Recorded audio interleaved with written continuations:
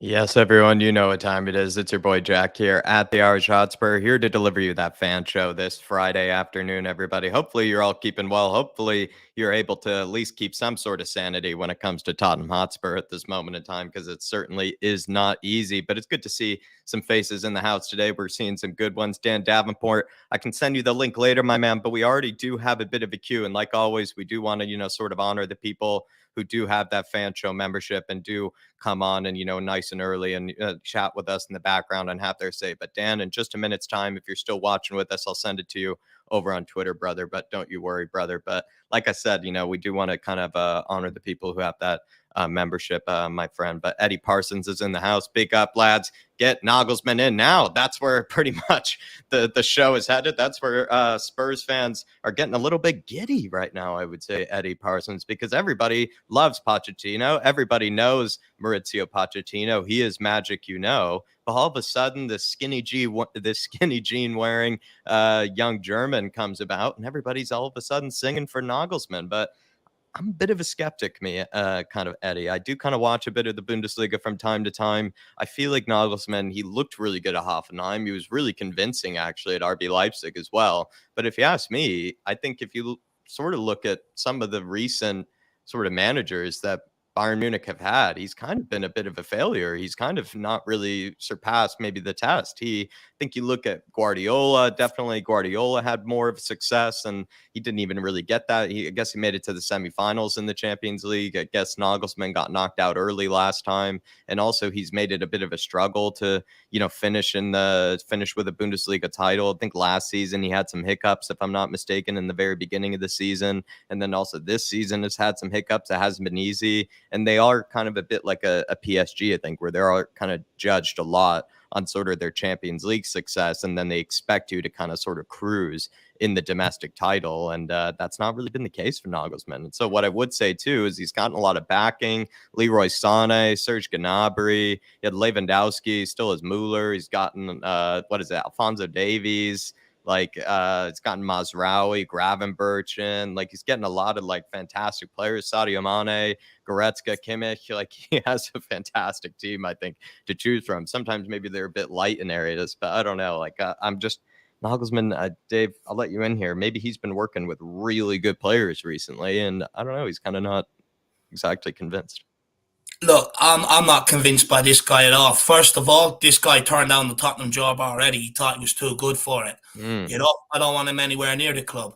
Second of all, look, Ruben Amorim has actually won more than Nagelsmann in his career.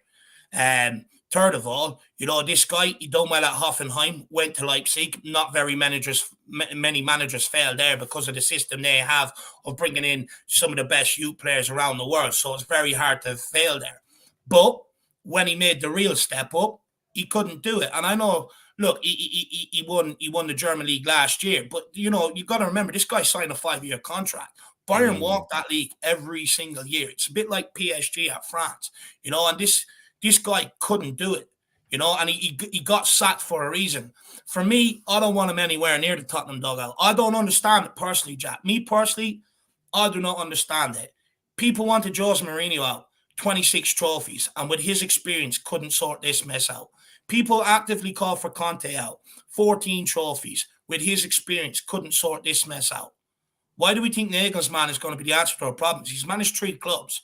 He is so inexperienced. The experienced managers that have managed across the best leagues in the world, the best clubs in the world, and win trophies nearly everywhere they go and come to Spurs and can't get it sorted out, but still maintain us for.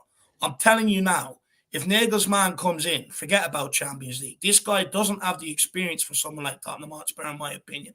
And nor does he have the CV to warrant the job, in my opinion, either. I think also as well, his type He's a of skinny jean. He's a skinny jean merchant that gets soya lattes. He's a hipster.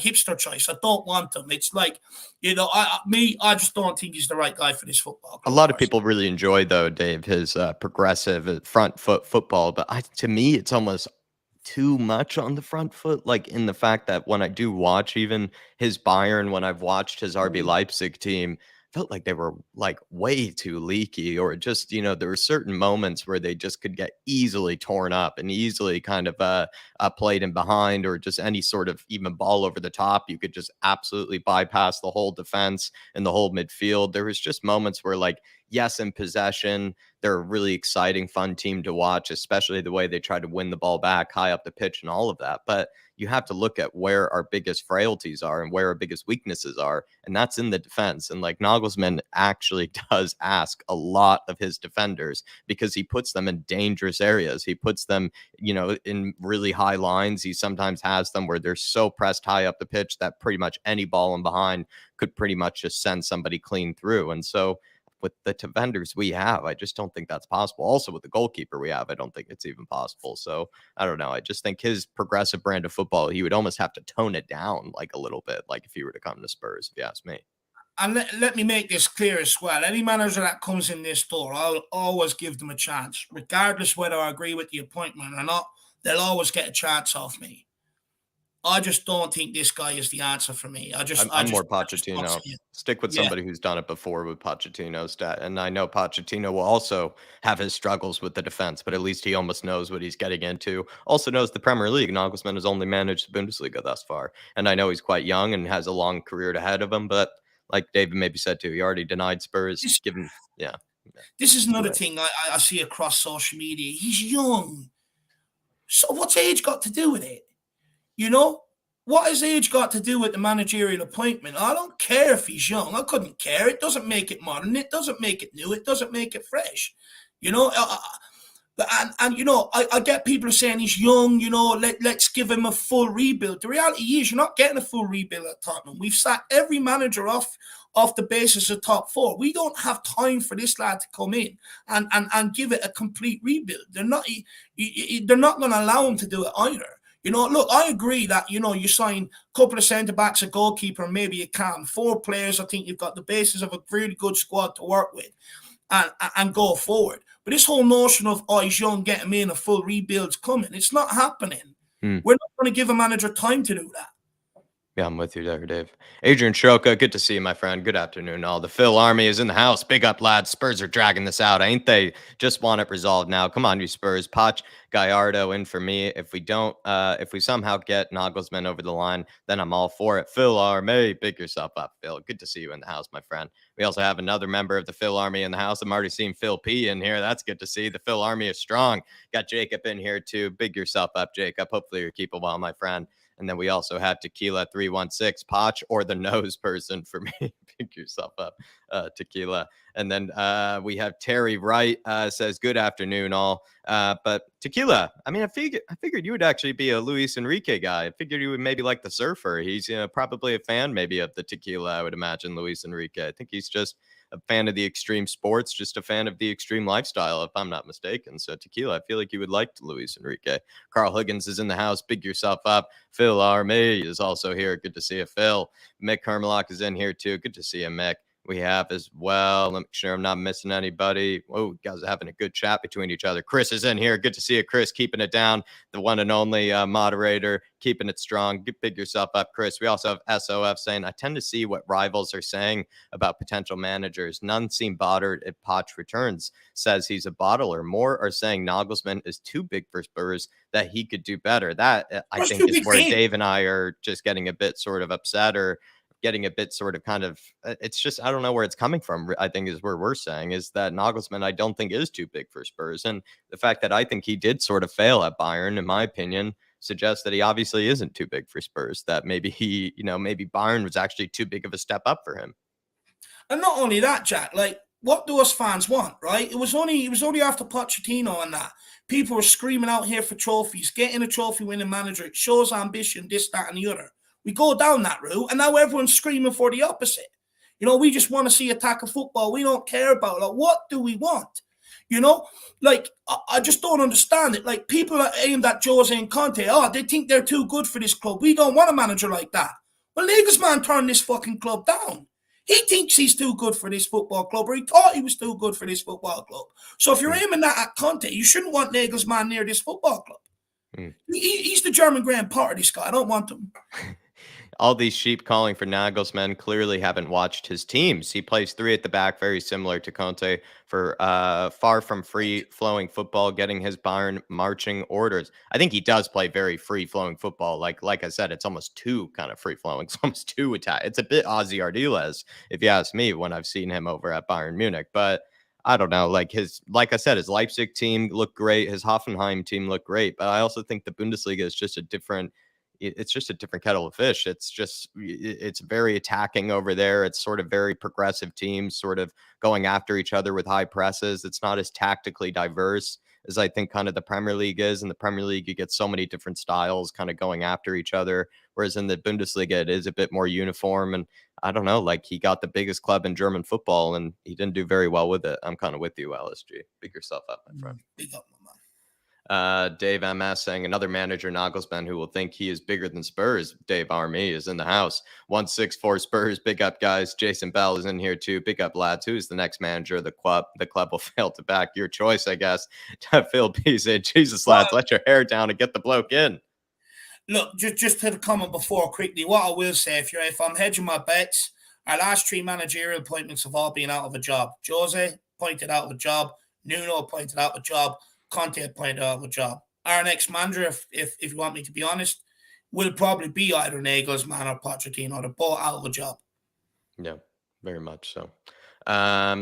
Good to see you, Jason Bell, my friend. Good to see you, Phil P. Good to see you, Tottenham LSG. Jay Keaveney's in the house saying I'd have Redknapp back before Harry Redknapp back before having Nagelsmann. Derek Hutchinson saying big up Dave and Jack. No way Nagelsmann would be better off with Homer Simpson. Doubt.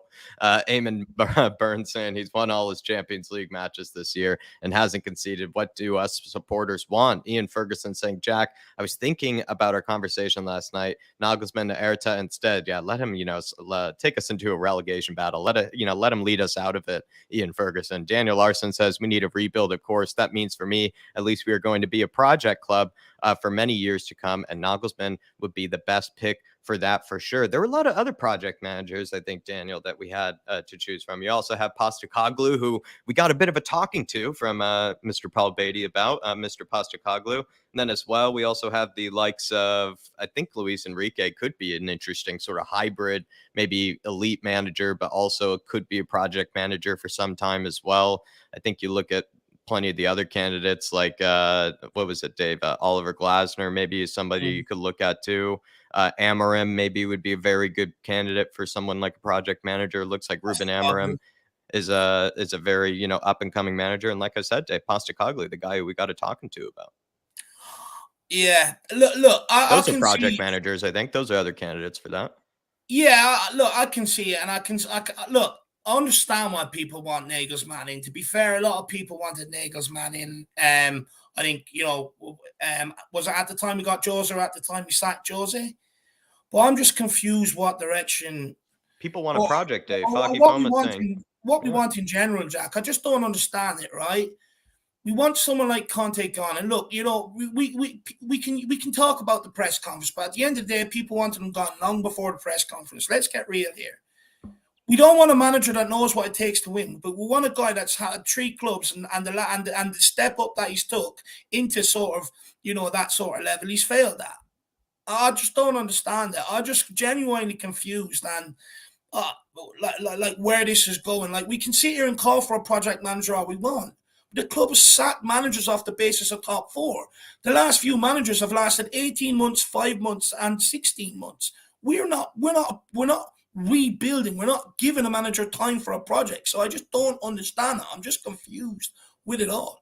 I feel like it's people maybe do just want a project manager of some type. And I can understand maybe where people maybe understand I don't know. I could see where people are coming from, where they just want to just take a sledgehammer to it all. They just want to kind of start completely fresh. And I imagine with, a very naive, and naive is a harsh word, with a very young and let's say less experienced sort of project manager, someone that is young and up and coming, you're probably then considering letting Harry Kane and Sonny go as well. Like I said, taking kind of a whole sledgehammer to what we have but we at the club. And that means picking that. who your best manager is to lead you into a new beginning, I guess. Yeah, I get that, but the club ain't doing that. The club have already said, even if Harry Kane doesn't sign this summer, they don't want to sell him. They're not going to entertain selling him.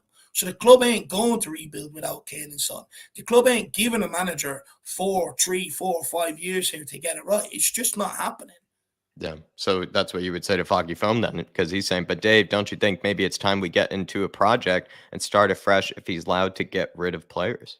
I'll be honest. Look, I've maintained this all along. I don't think this thing. I think when you look at the likes of the youth academy scouting departments and stuff, yes, all that stuff needs to be completely overhauled and rebuilt. But when I look at the first team squad, I've maintained this all season long. I've maintained it for the last 2 years. You bring in a better defense, you will go on to win games. I explained it absolutely eloquently, whatever that word is, eloquently or whatever you call it, yesterday, where it's like, even if you get rid of, if you do want to go without Kane and Son, you've got to have that defense in, because if you keep clean sheets, you can have average forwards and you'll always have a chance of nicking points or getting results. But if you let Kane and Son go without doing that back line, you're taking out Kane's goals and stuff like that. And, okay, maybe this season Sonny hasn't been missing, but you're also taking out assists and goals that Sonny usually provides. And then you're also shipping them at the back. And that's a recipe for disaster. You're going to end up like Everton Football Club, where you've got a shit back line that's conceding goals and you've got a forward line with no potency whatsoever. It's a recipe for disaster. You don't need a full rebuild on this squad. What you need to do is you just need to bring in a defense and a goalkeeper that learns to clean sheets. And you can have any manager you want.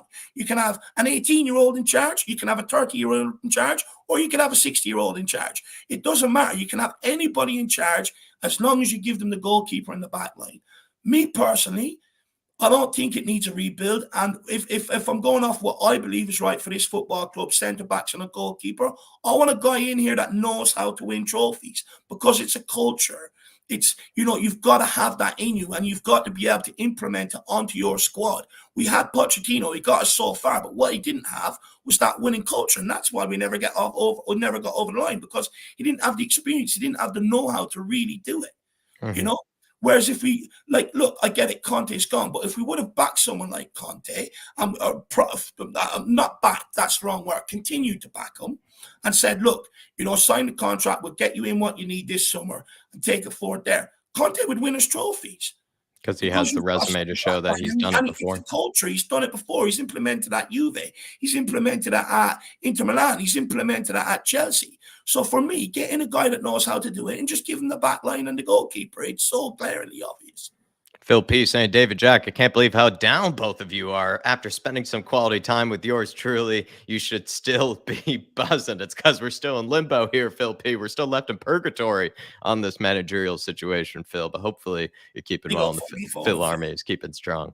Big yourself up. Colin Turner's in the house. This manager nonsense. It's almost as bad as a January transfer window. It's almost smelling of kind of a Nuno situation where we're just being left, just in limbo here, Colin. Big up Rob Belcher. If Conte is going to be another ex-Spurs coach, I'd love to see Nagelsmann come in. We have to now act as if I have a feeling at Chelsea may also have been alerted to his availability. I'm just going to ask the question here, everybody. Maybe I should probably put a poll in. I'm confused.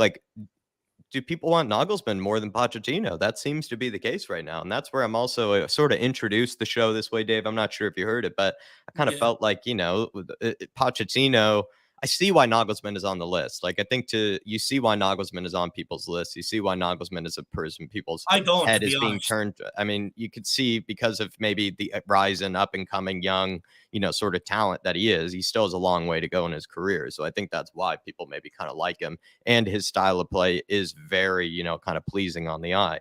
But I just always thought it was Pochettino or Tuchel, Pochettino or Enrique. But then all of a sudden Nagelsmann has come in, and it seems like Nagelsmann has gone ahead of Pochettino. But I'm kind of now Poch. I think Poch is the best choice, I think, at the moment for me. The thing is as well, Jack, you've got to be tactically astute when it comes to, these semi-finals, finals and stuff like that, later on in competitions, because you're coming up against real tacticians, and them games are usually decided by a goal here or there. That's why Nagelsmann got sacked from Bayern Munich. That's why Nagelsmann is never going to, he might get another couple of top clubs, but in my opinion, I don't think he is ever going to go on and win major honors and be like a Jose or be like a Conte unless he learns to give up his style of play at times and learn that sometimes you do have to sit in for a couple of minutes, and you have to have the players to be able to do that. That's just my opinion. I think he'll get found out in the Premier League as being tactically naive, in my opinion. And apparently, Matt Law of the Daily Telegraph, I just got a tweet from Tottenham too saying Tottenham are set to seek talks with Nagelsmann. So watch this space here, everybody. Tequila saying, Dave, hope you okay, buddy. You seem pissed off. Dave and Jack seem to hate the skinny jean wearing managers. He also wrote as well. Yeah, it does seem to be the case that the skinny jean wear. Just not another Graham Potter, I think is what Dave doesn't want. Just Do you doesn't know want what another it Graham Potter. is? Do you know what it is? I'm just genuinely confused and baffled. I just don't understand that everyone's waving a flag for an Nagelsmann, but everyone wanted two managers sacked that know how to win trophies. And if you would have just given them the back line and had the patience of giving them the back line and the goalkeeper, we would have went on to win something by now, in my opinion. You know, we want to sack these guys, and now we're all saying, oh yeah, we understand now that the next manager needs a goalkeeper and a defender. But when we had Conte in charge, people were going, no, he should be getting better out of them. So it's like, well, if you already knew that, well, then you should have been asking for that from the very beginning. Like, how do we're not going to win trophies under Nagelsmann. We're just not. You know, we would have had more of a chance like under Conte or Jose, and if we would have just asked for what we knew they needed, instead of asking, saying, no, they should be getting the better out of them, all of a sudden they're out of a job. Now we're going, no, well, we know the new manager needs them anyway. It's like, that's why I'm annoyed, or not annoyed. Would That's why I'm confused. I just don't get it. I don't. Would you be less aggrieved? Would you be less confused if we were more excited with Pochettino? Would you be, if we wanted to go back to Pochettino, would you be less confused, less aggrieved, or are you just kind of having a bit of a, a bit of a light bulb, kind of moment here with it all? No, man, it's not even a light bulb moment. I just genuinely don't understand it. You know, you're calling for managers with a history of winning trophies to get sacked. You're saying to them they should be doing better here or there. And then now we're calling for a manager relatively inexperienced. Let's be honest. He's had 3 clubs to his name, relatively inexperienced. And a guy, you know, who doesn't have that much experience. He's walked into Bayern Munich. He's been sacked within a season. And it's kind of like we're expecting this guy to come in and sort out the problems at Tottenham Hotspur. I'm genuinely just confused and baffled. That's where I'm at with it. Would you be less aggrieved by like a Ruben Amorim if we were, pursuing him maybe more or something like that? Or is it kind of a similar thing where it is kind of going from a proven winning manager to, again, a project manager and like someone like him? Like, this is the thing as well. I guess I'm asking you to rank the project managers because it seems like that is sort of the case. A lot of people might think Nagelsmann is greater than a project manager. I think, in my opinion, and you probably share this too, that Nagelsmann has shown that he wasn't able to maybe take that huge step up to the elite just yet. In the case of Bayern Munich, like he did fail there. So he needs to maybe, I guess, Spurs are also, we're an elite club and we're competing in the Premier League and we're wanting to compete in the Champions League and trying to push for a trophy. So we do need, and we did have, like you said, elite managers with proven track records to know how to get it done. And we didn't back them continuously to get it done and be able to get us to that promised land. And I get it. Like, it does seem a bit baffling to then all of a sudden just go to a project manager of some kind. But I'm asking you maybe who is your project manager if Spurs were to, I guess, go down that route. But it's also just baffling, going from not needing defense, they should be getting better out of them. Some of these guys are good enough to also switching overnight to going, oh, now we know the defense isn't good enough. We know they need the back. And then it's like, but if you knew that, then you should be asking for it underneath someone like Conte or Jose, who actually has a history and a CV proven of winning trophies if you give them what they require. Like, Anthony Lynch we can sit here and call for project managers, but the club don't have the patience for a project manager. We've seen this. Anthony Lynch saying, hi, lads, getting tired. Clubs haven't sorted this shit show out. I would love Nagelsmann, if not Vincent Kompany. I can't watch this boring football under Conte. Brilliant as always, lads. Big up, Anthony. Vincent Kompany, Dave, I mean, we do know kind of he's good with the mentality and he has maybe obviously a bit of respect maybe because he was a brilliant player. Would Vincent Kompany be an interesting sort of, obviously hasn't really proven himself at the elite level yet, but we do know that he could maybe come into this team and kind of spread some home truths maybe to the players and also maybe be able to change the culture around the club. Could Vincent Kompany do that, or is maybe someone else better for that? Again, look, I'll be honest. I like the job that Vincent Kompany's done at Burnley. He may very well to go to be on to be a top manager. Again, I just think it's a gamble, Jack. I just think it's a huge gamble for someone like that. Like, you got to understand. We gave Poch the time to build and stuff like that, and it worked out. But ever since then, we haven't had time for projects or project managers, and I don't think the club is going to give someone that time. That's just my opinion on it. Look, I like company, but I just feel, these guys are going to come in and they're going to be gone again, and they're not going to win trophies. That's for sure. The reason I say he failed at Bayern Munich Spurs for life is Bayern Munich have won 10 league titles, I believe, in a row now, or whatever it is. Like they're on cruise control when it comes to winning the league. He's the first manager in I think a while to have struggled in winning the league. Like I do mean a while to have struggled in winning the league. And also last season, he had his sort of hiccups here and there, and also his pursuit of the league title. And that's, like I said, the first time in a while for the likes of Bayern Munich. And also he got knocked out of the Champions League quite early against Villarreal, and Gio Lo Celso and Danjuma actually, knocked him out. So he got knocked out of the Champions League against Villarreal quite early. I think it was the quarterfinals. Of course, they advanced through PSG. I'm actually surprised he wasn't given a second season to see how it goes. I think he probably was sacked a bit prematurely, but clearly they saw Thomas Tuchel was available and maybe headed to Spurs, and they just saw, no, we can't let that happen. And so they just, I guess, jumped ahead, sacked Nagelsmann, and just made it happen quickly. So that's my explanation for how he failed at Bayern Munich, because if you compare him to the previous coaches that have been there, he's not done better than them. So that's what I mean by how he's failed. Ruthless as well, Jack. They're sort of, if you're not gonna win, or we don't see you keep doing it, keep producing it, you're out of there. I think he did well at Leipzig and Hoffenheim, like I said 1,000 times, but just at Bayern Munich, when he stepped up to the elite level, maybe he wasn't given enough time, but he certainly was given a lot of players, a lot of investment, and he didn't exactly impress. They've obviously, they know what it takes to win. Everyone involved in that club, throughout that whole club, I've watched a great documentary on it. Every single one of them have been there. They've all won trophies at Bayern repetitively, stuff like that. They've obviously seen something in the guy where they don't believe he can continue this on. Yeah. Neil Shafton, good to see you. Neil Shafton, Blue Mountains in the house, good to see you. Geoff Totten from Perth, we're headed over to see you. Pick yourself up, my friend. Playing West Ham would be an interesting pre-season.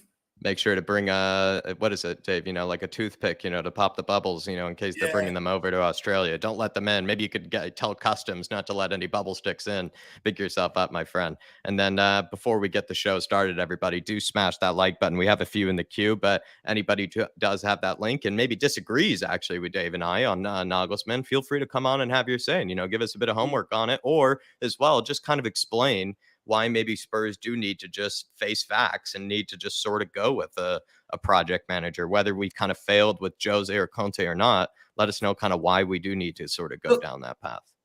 I'm open to be persuaded. I am open to be persuaded on this one. I don't see it. So look, if you think there's something I'm not seeing, or if you think there's some way you can persuade me, get on and try and persuade me. Yeah. 2J saying at this point we should just get Mr. Blobby to be the manager, shouting blue blob might get Davies, Dyer, and Sessegnon to retire or to respond. I mean, to be honest, 2J, the reason I gave maybe Vincent Kompany just a tiny bit of a shout there is because there is that video that everybody is seeing on YouTube Shorts and as well as Instagram and whatnot of him sort of screaming, I believe, at his Anderlecht players, I believe. And also I think he has some videos of him with his sort of Burnley crew as well. And he just shows that he's able to, say some home truths to his players. And he shows that he is able to, kind of, at least you could say, sort of flex his, his authority over his players and also show his will. And that's not really what we need, because we need a lot of players that need to get out of here. But if we struggle to even get these players out for the time being, we need him to at least not be able to think that life is comfortable and life is easy over here at Spurs. And we can't let them, try to get another manager sacked. But I'm with you, 2J. It's become at this stage just a merry-go-round. We're a merry-go-round at this stage. Yeah, it's 2J. Look, I'm just, do you know what it is? I'm just fed up with it. I actually went back and watched some of the stuff that we were speaking about under Jose's time and stuff like that, and sadly, I predicted this was coming, that we're going to go through this route of disliking and stuff like that, until we improve this backline, and I actually asked the question, under the first manager, how long are we going to let this go on for? And here we are, 2-3 managers later. I'm just fed up with it. Look, Davies has been okay this season, But is he good enough for what we need on a consistent basis? No. Dyer's been absolutely useless. Ses Young is just a non-starter. He's completely regressed. He was better at 17 than what he is at this age now. And it's like, just get these guys gone. I'm fed up with it. I'm just fed up with the slow process. I'm fed up with the slow progress. I'm fed up with wanting one thing a few months and then, asking one thing of a manager and then completely flipping it for the next guy in the door. I'm just fed up with it all. I just want a club that is winning most weeks like we were on the pitch.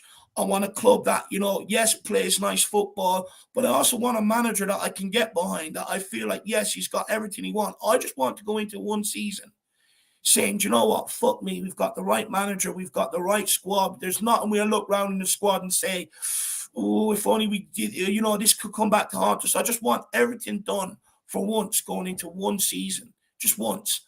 I'm just fed up with being in the same cycle for 3-4 years. I've already been through the pain of watching this club be a mid-table team to rise into a Champions League final. And now I'm watching us on a fucking very sharp descent. And I'm just bored of it. I'm just fed up with it. The only way this is going to be fixed is by bringing in defenders, bringing in a goalkeeper, bringing in a creative midfielder, and bringing in a manager that knows how to win, that has it on his CV, that he can implement and breed that culture into a fresh squad without a lot of the potch players. I'm just fed up with it. I'm just bored of it, man. And it's not going to change until we do this. And then everybody, before we get going on this one, please hit that like button, everybody. Come on and have your say. Come on and have a chat with us. Like I said, if you disagree, if you feel like in the case of Nagelsmann, maybe he's not getting enough respect from us. Like I said, and I'll repeat one last time, I think he did fabulous at Hoffenheim. I think he took them further than I think they'll ever go. Also, probably the case of RB Leipzig. He's probably been the best ever RB Leipzig manager in that case too. But what I would say is that at Bayern, when you compare him to Guardiola, when you compare him to the likes of Ancelotti, you compare him to, I believe it was Yapankis or whatever his name was back in the day, and then maybe there was one other I could be missing as well. I think he pretty much did worse than all of them. And that's, it's just that cutthroat over there too. I know it's kind of crazy that we're talking about just such fine margins here, but it is the case that if you kind of stack him up compared to the recent managers that have been there, he just hasn't done nearly as well, in my opinion. And that's just the case. But Neil Shafton saying, I think we need to realize that Spurs are freaking mess right now. This club is in no position to be thinking we are the destiny of choice. It is a reality. And, it kind of goes both ways here, because I do think Spurs are an attractive destination. I do think Spurs are an elite club, and that we do operate at pretty much the top and most prestigious sort of competitions, and we're trying to compete at the highest level of the Premier League. We're trying to compete at the Champions League level, and we're trying to push on further from that. So technically, at least the fans' expectations is at a sort of an elite level. It feels like the fans demand a lot from where they want the club to go, what they want the club to achieve. And so the manager who does come in and the players who come in probably, at least hopefully, have some feeling that the fans definitely expect a lot from where we want to go and where we expect to be. But as you do know, it's also the case there's Real Madrids, there's Liverpools, there's Man Uniteds as well in the world. And sometimes we have to be acknowledging that there are also the big clubs as well that can be maybe a bit more attractive from time to time. So spot on. And you know what? Look, in order to sort it out, it does need, the patience of the owners to give someone 3-4 years. It does need that patience off the fan base, but that patience will come if the club comes out and says it. Look, we know we've hired and fired managers based off top four and not getting it. We understand where we are now, and we're going to give a manager, the chance to sort of redo it. Until we get that, I don't want to sort of a project guy in here, because in my opinion, and look, probably unpopular, I think we've mastered a lot of the problems with Jose and Conte's managerial ability, and I think they've done everything they can to keep us inside top four. We've already seen, if you don't get in a guy at that level, look where we were under Nuno. It gets worse. It gets complete worse. And although we didn't see the best of Jose and Conte at Tottenham, I would argue they've got the very best out of what we've been able to offer them. And I just think if you go down that next route, I think it is going to get worse. And look, I'll have the patience to go down that route, but the club need to come out and tell us that they're going to have the patience too, because if not, there's no point. You got to keep bringing elite level managers in here just to keep us inside the top 4. Well, then who's the best choice of then the elite level managers in your opinion then, Dave, that's available? Or have we gone through them all? I think, look, we've gone through 2. One decided he didn't want Tottenham, he wanted Bayern Munich. You know, so there's not many left, is there? 2 of them are in jobs, Klopp, Guardiola. So do you have a choice at all? Do you have a choice at all? Look, me, I want to give it to the guy that I think deserved it the first time round, Pochettino. You know, if you're going to give anyone a chance for the rebuild, I think you've got to give it to the guy that deserves it, and that's proven that he's deserved it. Alrighty. Pick yourself up, Neil, my friend. Everybody, get your comments in, please, please, please. Feel free again, to come on and have your say and disagree with us. But we're going to bring on the first guest this evening, and it is going to be Mia. Or afternoon, I should say. Mia, afternoon to you. It's morning to you. Afternoon. Yeah. No, we're not going to argue today, Dave, okay? Listen, we're all friends here. It's just opinions, everybody, just so everyone knows. Well, I heard that you're a big Nagelsmann expert, Mia, and you're about to grill Dave to death on Nagelsmann. No, I'm just kidding. I think we should actually start from the beginning. I don't want to get too heated because I feel like I've just spoken about Tottenham way too much after the last few days. I feel like I'm forever talking about it. I even got a half an hour conversation from my brother thinking that I'm an ITK or something. He's like calling me up, asking me for information. I'm like, I don't know. I know nothing. I don't know.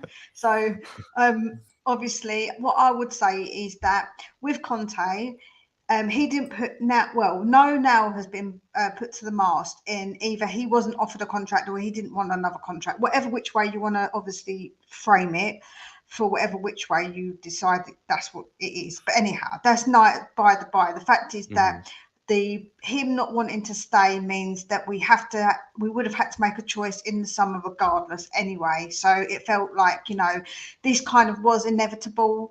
If it's not now, it would have been then anyway, because obviously he didn't want to stay by the looks of it. From what we obviously can gather, there was nothing to say that he was going to sign a contract. So yeah, I would say that with Conte, it's very difficult because we can say, oh, we could have backed him and blah, blah, blah. But if he didn't want to stay, then clearly that's not something we could have done anyway. Yeah. So I'm going to start there on that point because obviously it's like I've seen people saying, oh, if we back Conte, but Conte doesn't obviously want to be here. So from what we know, anyhow.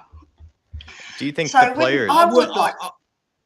Oh, go on, sorry. Just quickly, I would push back just slightly, right, on that and saying it was like the reason why Conte didn't want to stay here any longer is because, we didn't get in defenders, which he wanted. And if we would have got them in, that decision might have been. But that's not true, Dave. The 2 defenders he wanted, they wouldn't come. They both stayed exactly where they were. They didn't come. They were unattainable and he didn't want anybody else. So what do you expect the club to do in that case if it is a situation where he doesn't want anybody else and they don't want to come? You can't make players come if they don't want to come to you. It takes us back to when we had those second choices and third choices of center backs. I think it was the Indika's. What was another example of one? I'm trying to remember. Indika. There was a few other choices that we had as like second and third choice, and we never really went after. Zabarny, right? Went to Bournemouth. Never really went after some of these guys. But if Conte, can I just ask though, Jack, if Conte didn't want them, then what can we do? But if Conte would have got them, would everybody have screamed he wasn't backed because he didn't get his first choice? Yes, they would have. So I think if it was Conte or Paratici or Daniel Levy that was reluctant to bring any, like if they were so steadfast on Gvardiol, Bastoni, etc., I think they paid the price for it this season. I think they would have benefited from having just any. It's like the same argument I think with Fraser Forster. So whoever pays the price or whoever's fault it is, Mia, I think they paid a huge price for it. And honestly, it then resulted probably in Antonio Conte getting sacked, him not having those defenders that he needed, whoever's choice it was, whether it was his own choice, whether it was Levy's choice, like it ended up, I think, contributing to his sacking, in my opinion. Yeah, I agree with you. No. Whoever it was stubborn and it didn't work. Yeah. Obviously, it was not good. Like we should have sorted it out. That's absolutely true. But if it was Conte being stubborn, or if it was Paratici being stubborn, or if it was Levy being stubborn, whichever one, it obviously that's absolute BS, because they shouldn't have done that. They should have got them anyhow. But what I'm trying to say is the two that he didn't want to come, and we can't make them come. So that's obviously something that we was a bit out of our control in some sense. So I can't remember where I was going with this now. You threw me with your pushback. You threw me now, Dave. You threw me my thoughts. I don't know, Mia. Go on, ask questions. Do you want to? Yeah, the question I have on my mind, and it's one kind of at the top of the queue here. I know Roy Park, if you're still listening, my friend, you had kind of a comment in relation to this, and it is a great kind of comment. Is style of football and entertainment maybe more important than trophies to Tottenham fans, do you think? And, however you want to answer this, Mia, I think it's your own answer. I think that everybody's very different. I don't think that you can say one person is the same as another, to be fair. Some people, it matters to them style of football. Some people, it matters more for trophies. Some people want trophies, winning, playing nice football. So, I suppose, again, it's just really specific to specific people. So therefore, you can't please all the people all of the time, because that's obviously something that's never going to happen with fans. There's so many of us.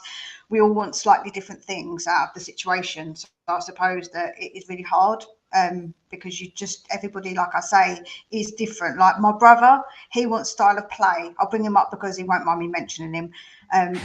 So he wasn't happy with Conte's style of play.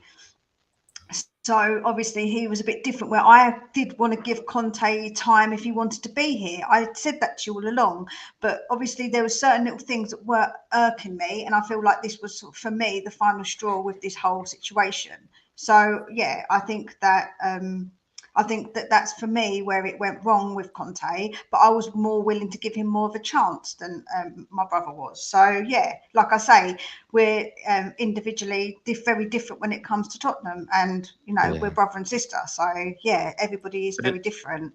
Does he go to a lot of the games, your brother? Would you say, Mia?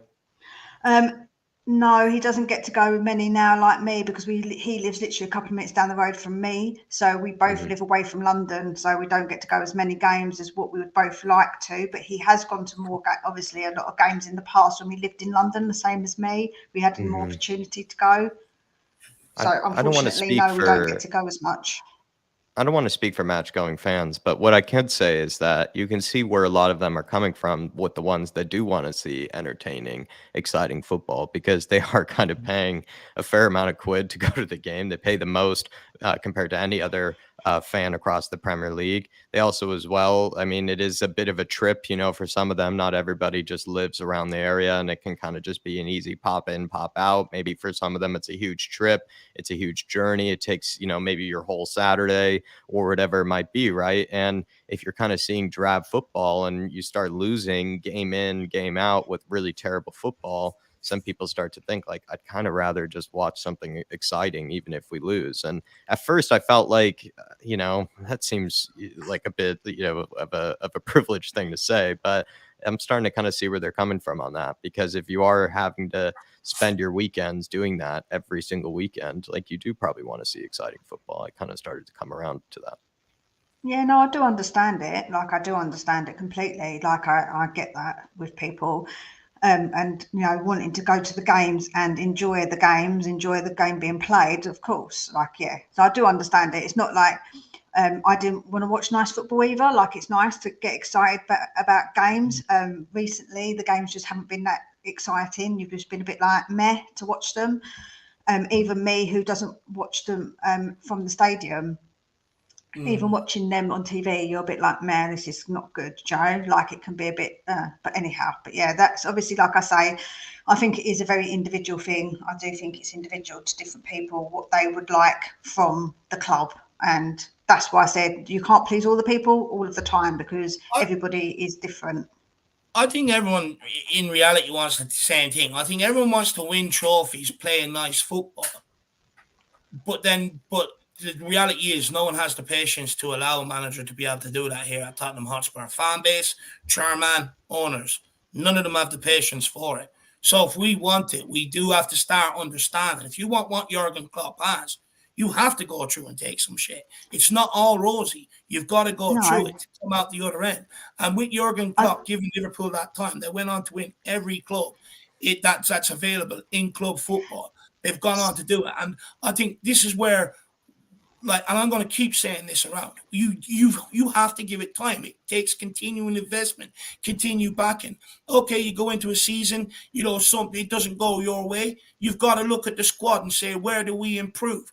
And you go to improve that, and then you continue on. We got to stop looking at managers all the time and looking for them to get rid of, because reality is everyone wants to win trophies and everyone wants to see it playing nice football, but it takes time. Yeah, no, I completely agree with you. But do you think that, I'm going to throw a question back at you for a change.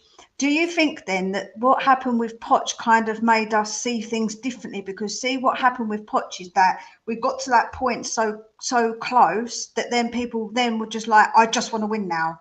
I think that's probably where we made that mistake, because I feel like that we should have tried to continue on from what we was building a bit more with Poch or without Poch, but doing the same thing. But I think what happened, we got so close to touching that lovely shiny, you know, trophy that everybody got that impatient very, very quickly. And I'm not blaming Poch obviously in a negative way, but I do feel like that kind of Poch, because we gave Poch time.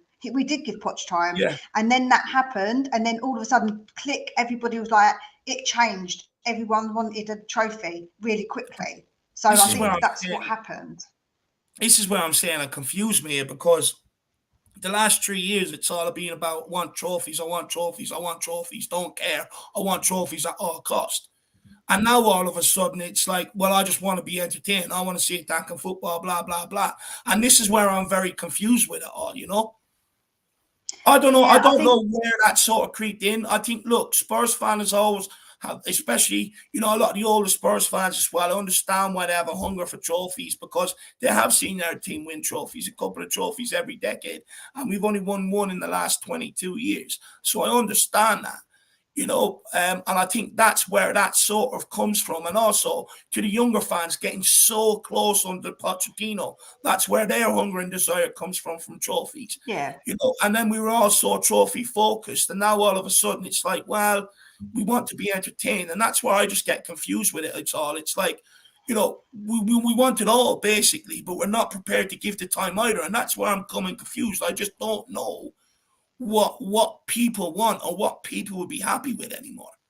I think that it's difficult because, as I say, I'm probably somebody who can see things in a reasonable way, as in trophies. I know that they're not easy to obtain. It isn't, you know, it can be a kick of a ball to get a penalty that makes you mess up and not get them. It could be a missed penalty that makes you not get one, which we had both situations. So, you know, we didn't win trophies over those small margins, and so that can happen. So in my mind, I just want to enjoy loving my club, because it doesn't matter if we win, if we lose, or if we win trophies or we don't win trophies. I'm always going to support Tottenham regardless. So although I want to see trophies and I want to see us lift them trophies, don't get me wrong, we've got so close and it would be amazing to see that. And I want that for the whole fan base, because it would bring us all together and it's lovely. But I'm not like, I can't explain it, but I'm not like someone who is impatient and thinks, well, I want this trophy now, I want it now. But then I'm not somebody who's like, I don't know, like I always give a manager patience. I always give people a bit of time.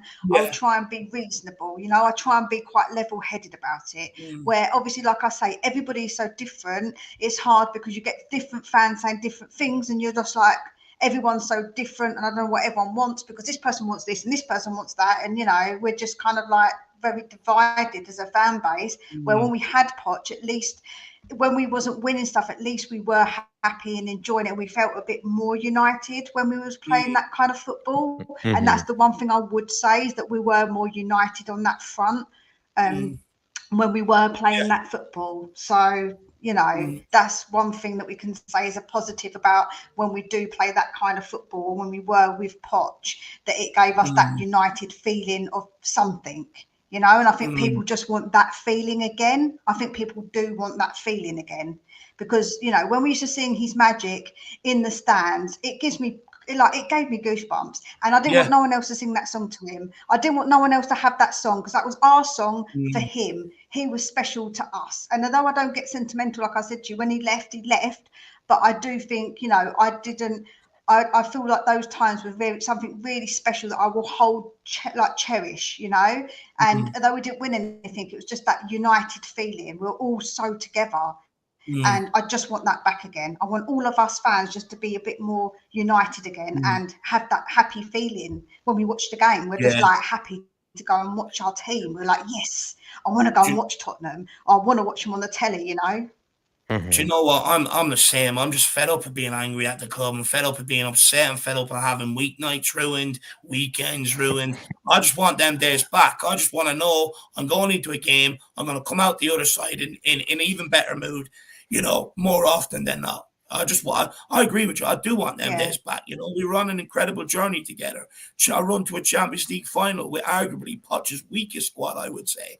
You know, because we lost Wanyama and Dembele on that season and stuff like that. You know, so close in the Premier League on a couple of occasions, getting deep into the cups. I want it all back, but most importantly, United fan base. You know, you could speak to any Spurs fans and it was just good vibes, no hassle, no troubles, no one blaming each other. You know, oh, it's your fault we're on a good run. No, it's your fault we're on a good run. You know what I mean? Like, I just want to get back to some sort of this football club. No, that's it. And do you know what else, Dave? It's like I used to wear my shirt with pride when we played under Poch. Like, you used to wear your shirt and be like, yes, I am a Tottenham fan. And what? Where, you know, that feeling, I now kind of. Oh yeah, no, I don't Dave, know. Like, Dave will wear it after a 1-0 win over Forest. I'm shameless. I'm shameless. I wear it after a 1-0 win against my local town, Newbridge FC. You know, not a problem. And I'll be standing on the sideline, you're shit, and you know you are, Sarah London, and you know you do. I'd be shameless. Maybe I'm not as shameless as you, eh? But no, I do think, like I say, that he used to wear that with pride. People used to walk past and kind of like nod and be like, yeah, Tottenham, you know, they're good, you know, they're good. Like, you know, they are a good team. And I just want that. I just seriously just want that. And I want to, obviously I've got to go because obviously I've been on for such a long time and we haven't even got into the manager thing. So I am going to quickly give you a few little stats though, because I'm not really a big person on stats. However, Nagelsmann over his career has got 56.17% win percentage. This season, he's actually got 67.74% of wins, 2.26 per points per game, 2.97 goals per game, and 0.98 goals conceded. So his stats this season, he's actually only lost 3 games this season. He's won. He actually lost in the league, but he's Champions League. He's lost none. So I actually, like I said, I think he was a bit underwhelming last season, and he's still been a bit shaky this season in the league, I think. But I feel like his Champions League run was weirdly cut short because they were very convincing in the Champions League. So I did find that. I mean, if we'd lost 3 games all season, we'd be jumping for joy in the league. It's a different league though, and it's a different club. Yeah, like, I know. And also, though, I would say maybe the win percentage too might just be better because he's, you know, at Bayern where they win all the time. I imagine overall. His overall is over 50. Is 50. So I hear you on that. I would be interested. I would be interested to see how it actually stacks up with other Bayern managers. Yeah, I suppose. But the thing is, if we compare it to Conte's stats this season, I'll pull those up because I've been doing my research. You're talking about Kimmich. Look at the players Bayern have. Look at our right. So, but our backline, obviously, I do appreciate that we've got not a good backline, but our forward line is very good, and we have conceded a lot of goals. So I'm not going to do the conceded goals, but our goals per match is 1.6, and our win percentage is 50%. And the points per game is 1.68. And I know it's a different league, but I'm just saying, like, when we want to, like, obviously with Conte, it's very difficult because it is a difficult situation. But I think that Nagelsmann, you're overlooking him a little bit. I think you are being a bit dismissive of the fact that he has won trophies. Although, okay, maybe they're not Premier League trophies. I understand they're not been in the Prem. However, he has won trophies. He's not trophyless. When we had Poch had no trophies, did he, at the time when we picked him up from Southampton? Or did he win anything? No, I don't think he had any trophies when we. No, so he didn't have any he trophies. is. So No, he's trophyless. that's what I'm saying. And So if also he was Nagelsmann, I think trophyless, Nagelsmann was good with Leipzig and Hoffenheim. I'll say it for the 12th time today. He was so absolutely that's fabulous what I'm with Hoffenheim and saying. Leipzig If too. he's somebody we've picked up who has picked up trophies, and yeah, he is a bit of a risk, but so was Poch when we got him, and look what happened with Poch. I feel like that sometimes that. Yeah. Just a quick question for you, Mia, and I'm going to let you plug your channel. Just a quick one. I hear many fans saying that they don't want Conte in charge because he thought he was too good for the club. But Nagelsmann turned Tottenham down in the first place, which makes him thought he was too good for this club. So is that the right way to go down? Is that not a bit contradictory?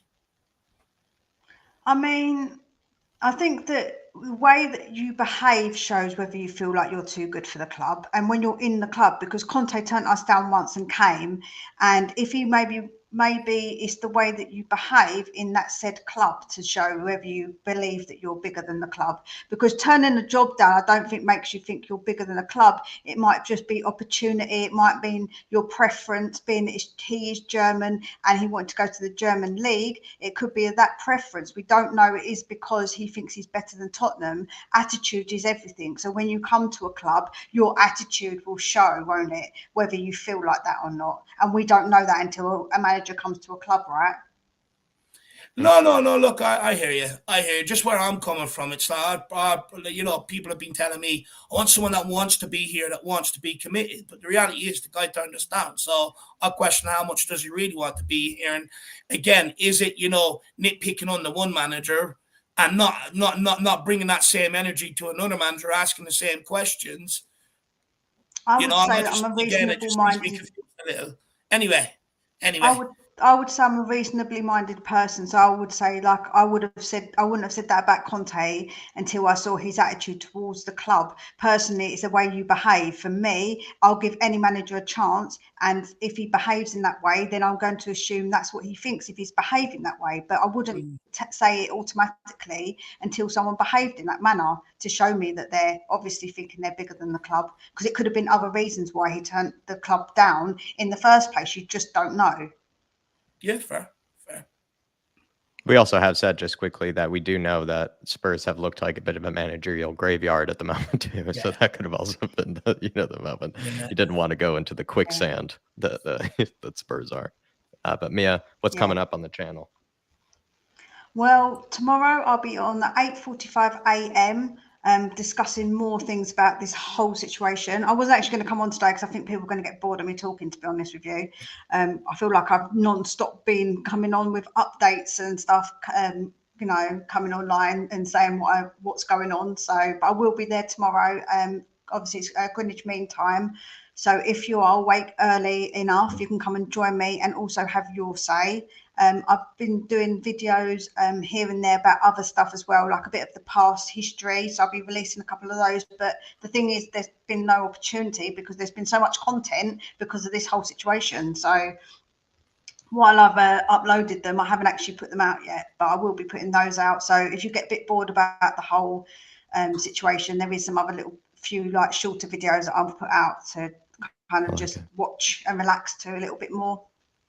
Yeah, I like it. Right. Everybody do get over, check out Mia's channel, Spurs Between the Lines. Absolute great show. I actually caught some morning show this morning. I was that up. I know. I almost had a heart attack. I honestly, I was shocked. I was shocked. I was like, what is going on? Why is Dave? I thought he actually pooped the bed. I thought must have happened. Honestly, I could barely see the screen typing. It was that early. But anyway. You must have fell asleep on the couch. Yeah, that's... No, but Dad woke me up. I had to go over and give him a hand today. So that's what it was. Nice and early. And he rings me at 8 o'clock and he goes, are you awake? Like he was expecting me to be wide awake at 8 a.m. in the morning. I don't know. I mean, who's some are, Dave. 8 a.m., eh? Some are. Yeah, I was going to say, I'm awake 9:30 a.m. I'm wide awake at 6:30 in the morning, I'm wide awake by then. To be. I don't yet. I don't have responsibilities yet. When I do, I'm going to die. Anyway, Mia, big yourself up, my dear. Thanks very much. Thanks for getting us started too. Yeah. No worries. Take care of yourselves, guys. All right. Bye-bye. Everybody head on over to Mia's channel, please. Hit that link. Everybody support the channel. I think she's at 270, I think something. So everybody, let's get her up to 300. They're 200, nearly 200 in the house. So let's get her up to 300, everybody. Neil Shafton says, Spurs need a facelift, but they need to come out and say, we are going to rebuild this squad. We need to bring in players who can level up, who can up the level of play. This is sort of the thing where two things that pop into mind for me here, Neil, is that when you talk about the players that can, up the level of play, that's where it's like when we did have Pochettino, he took us to the final. We started to see, right, like the whole sort of cycle of players started to it needed to be refreshed. He needed new players. He needed new ideas. He needed just new personalities into the team to sort of kind of start over and start again. And also it kind of needed maybe better players, actually, just in certain positions, maybe to be fair, maybe he needed slightly more elite players in certain positions to really kind of push as far as we could or as far as we wanted to go. And he didn't really get that. And I think that's going to be the same thing with the next manager, is like he needs elite level defenders to probably really challenge for a title in the Premier League or even challenge for a trophy really anyways in the domestic sense. So I don't know. I think it's going to be the case that they're always going to need those elite level players to raise the level of play. But also we always lack this sort of direction, Dave. Like we don't ever get this sort of like, what is it? This transparency from the club either, where they come out and say, listen, like, we're going through maybe a bit of a spell here where we might actually have to, have a bit more patience as a fan base. And of course, that's not a good word to use, but it is the word maybe they might have to use. Just a bit more transparency from them, I think, is what Neil is talking about as well. Look, this is where people get pissed off and fed up in the first place, chat, because, all we're left with is going off trends and patterns. The club have, in my opinion, probably the worst communication with fans than any other club in the league. They only really ever come out if the supporters trust force them to. And even that, they go, well, we'll do it at our own time. You know what I mean? And it's kind of like, this is why there's no patience from fans for managers, because the board aren't really saying to them, okay, we're hiring this guy, look, we understand the position we're in, and just being transparent and honest, like you said, Jack, this is the situation, we can't operate like City and Chelsea. It's going to take a bit of time to get everything we need to do. And we're going to do it under this manager. We're going to stick with this manager. So we're asking you as a fan base, or telling you as a fan base, this is the plan. So stick with it. You know what I mean? Show a bit of patience, this, that, and the other. But because there is none, that's why you're seeing fans want to Poch out the door that season. Then quickly, Jose, get him out. Nuno, get him out. Conte, get him out. You know what I mean? And I keep giving the warning signs. It's not sustainable. We can't keep doing it. But ultimately, I understand why. Because the club aren't telling us exactly what they want to do. And they're just not being honest about the situation we find ourselves in. Pick yourself up, Neil. And he's up nice and early always. I know Mr. Neil Shafton is, Dave. He's always up nice and early. Pick yourself up, brother. Good to see you talking ball in the house. Good to see you, Derek Hutchinson, if I didn't say hello to you as well. Mile High Hotspur, good to see you, Leo. Hopefully all is well, my friend. And Leslie Crawford, good to see you, Leslie. And then Patty Higgins, the one and only. Big up, Patty. Good to see you as well. Anybody else, if I missed you, I do apologize. Jason Bell, good to see you, Jason Bell. And then the one and only Amir Sardar, good to see you. Harrison Jacko in. Big yourself up, brother. But let's move on. Everyone big up. Everyone big up. Get the whole chat in here, everybody. But let's move on to the next guest of the afternoon, Davo. And I do believe it's the one and only KPV, who we've been avoiding on the FIFA. But it's time for him to let us know. Maybe he's a Nagelsmann expert. I may as well keep hiding from you, KPV, huh? KPV, it's my fault this time. I've been keeping him busy, KPV. He's probably looking like a ninja or something. Wearing the outfit or something, the mask or something. Ninjas, yeah. I'm all good from last night. Big up, Record breaker. You see, that's why I put the hashtag Harry record breaker Kane, because the records keep on coming. 2 months he's become Spurs all-time top goal scorer now in England. So incredible achievements, KPV, in one season, huh? It's mad.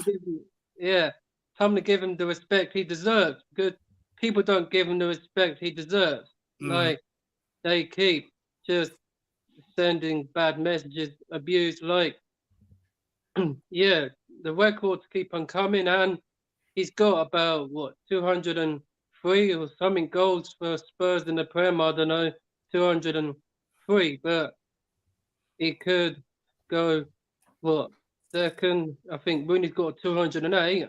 So another record to break for Harry Kane. Another Rooney record incoming. So if I had a fiver KPV, what record is Kane breaking next? What if I should run down to the bookies? What record is it? What record would Kane break next? Yeah, in your prediction, right? There's the Alan Shearer record. There's a couple of other records. I think he's already got the most Premier League away goals. He broke loads of them this season. But I have a fiver spare. What bet am I putting on? What record is Kane breaking next? I think it's the one that's currently held by Mo Salah, 32 goals in a season. That one is what I think he will break, but that's the one I'd go. But most Coke bottles kicked in a game. Yeah, he's already broke that. Down in Brighton in front of me. That the Coke bottle was thrown by a fan when Kane scored the second goal after Romero, but I thought it came off Kulusevski because I thought Kula do a funny celebration like this. I still keep watching the highlights of the game from last season, but I think that's the record that I would put a £5 bet on, breaking the record currently held by that Ford Mo Salah, 32 Premier League goals in a season. The Wabbit done. Well, I love it. I'm gonna put that on KPV. I'm gonna trust you, my man, and I'm gonna put it on. But look, let's get on to this. Too. Sorry, go on, Jackal. I was going to say most Chelsea tiers collected because I was just confirming he scored in both games against Chelsea this season, right? The draw away from home in the beginning of the season, KPV. He got the winning goal or, the drawing goal, to bring us level. And then he got the winning goal. Yeah, like Brian Davis said on the fan show after the dual draw, there's been a day like robbery and Chelsea fans are still moaning about that draw when Kai Havertz was fouled. But stop moaning all you want, kid. Bentancur got the ball. And Romero pulling Cucurella's hair all night. And then, Ben and Sim thought Richarlison headed in, but it was Kane. They thought he did. But no, it's the London Derby King. But he scored against Arsenal every time. But, there's always, but manager situation. And let's get on to I want to get something straight. I do not want Nagelsmann. I do not want him near the club. He knocked us out. He knocked us out of the Champions League. And with Leipzig, German managers, I don't think we've had any Germany managers. I don't think we have. No, I don't think we have. South Korea have got one. Jurgen Klinsmann. Son scored 2 belts against Colombia today. Yeah, did. So, well done to Sonny for stop Sanchez winning Colombia. Nagelsmann, just quickly, KPV, he's rocking a 3 in the back over at Bayern, but obviously it's different from Conte's 3 in the back. But a lot of people just want to go back to what Spurs know, kind of a 4-2-3-1. Do you kind of want a manager that would do something similar to like a 4-2-3-1 like Poch had, or are you all right if a manager did do a version of a 3 in the back? I think I would just. Are you 4 in the back man in FIFA, 3 in the back man in FIFA? Where are you, KPV? I'd probably just go with Poch. Some brilliant football then, and played brilliant football, and I think he deserves it. Not sack, is not I'm saying, but he deserves a rebuild. He didn't get what he wanted, as I said on Sterling's channel last night. He didn't get what he wanted, but come on, Daniel Levy, do your job and get Poch back. Not Nagelsmann. I just don't want him. Apart from him knocking us out of the Champions League, what is the other reason why you don't want him? Because I just don't like him. Fair enough. I just don't like him. He's German, and no offense to Germany managers, no offense. Klopp. Do you not like skinny jeans, KPV? Maybe that's another reason. Skinny jeans, that's what Batista got called by Cody Rhodes in 2014. So, no, I don't wear skinny jeans. I'm too tall because I'm growing up. So, no, I don't like skinny jeans. That's his new name, Skinny Jeans. So Skinny Jean merchant. The club, dude. Poch or Luis Enrique are the two. Maybe he's a skinny jean wearing disciplinarian. You never know, You Nagelsmann. never know, but yeah, it's Poch or Luis Enrique because, like, he won the treble 2015 when they had probably the best front three. MSN, like, nobody could handle that three, and probably the best front three, but like they've won that Champions League, Suarez, Neymar, but yeah, like. Do you think Like, maybe he could get the best of Klopp and, guys like that? Maybe because since he's come up against people like that before, maybe he knows, too pressing. Luis Enrique. Or I guess any of the managers that we have. I guess Luis Enrique is very high pressing, but I was thinking Nagelsmann. I was just thinking about him still. No, I just don't want him. But like, Luis Enrique is a big surfer, though. KPV, do you like that? He likes the extreme sports. He'd be down in Portsmouth. He'd be down in Southampton, Portsmouth, and you're looking for him on the touchline. He'd be out there on the sea surfing. And apparently, is the only reason that he hasn't managed in England yet. Isn't this? You said this to me, Dave, right? Is because his missus, basically, she can't tolerate the weather. I mean, I don't blame her. I mean, she can't tolerate the weather in England. I get the treasure. No thanks. I don't want a man who's never been relegated, Sam Allardyce. No thanks. I don't want Big Sam. Like, no, I don't want him. It's not that drastic yet. But would we run the risk with Luis Enrique being kind of a bit like Conte, where his wife ends up being like in Barcelona, right? And then he's kind of flying back and forth, kind of like what Conte was doing. And I don't know. And whereas Pochettino, we know, happy to live in London. I'm not sure what the case with Nagelsmann. Like I said, he's also like kind of big into the hiking and stuff like that. So maybe he might not like London much either. But I don't know, KPV. Like, could we run into trouble? Do we need the guy to like London? Do we need the guy to want to live, in the London area, to want to, breathe the KPV air, the Spurs air? Luis Enrique, like, come on, join KPV world and like North London, because then you can beat Arsenal, because we can't win in the Emirates. There's only one person who can end that streak, and the Luis Enrique, because I don't think many Barcelona managers have won there. I know Pep has, but we need one that has managed Tottenham. Redknapp was the last one to do that in the Premier League. And so if we can get someone that can end our losing streak at the Emirates, then there's Luis Enrique. So Daniel Levy, just do your job and get Luis Enrique in. Like, all right, Luis Enrique, bringing in the Spanish surfer, KPV. Spanish surfer.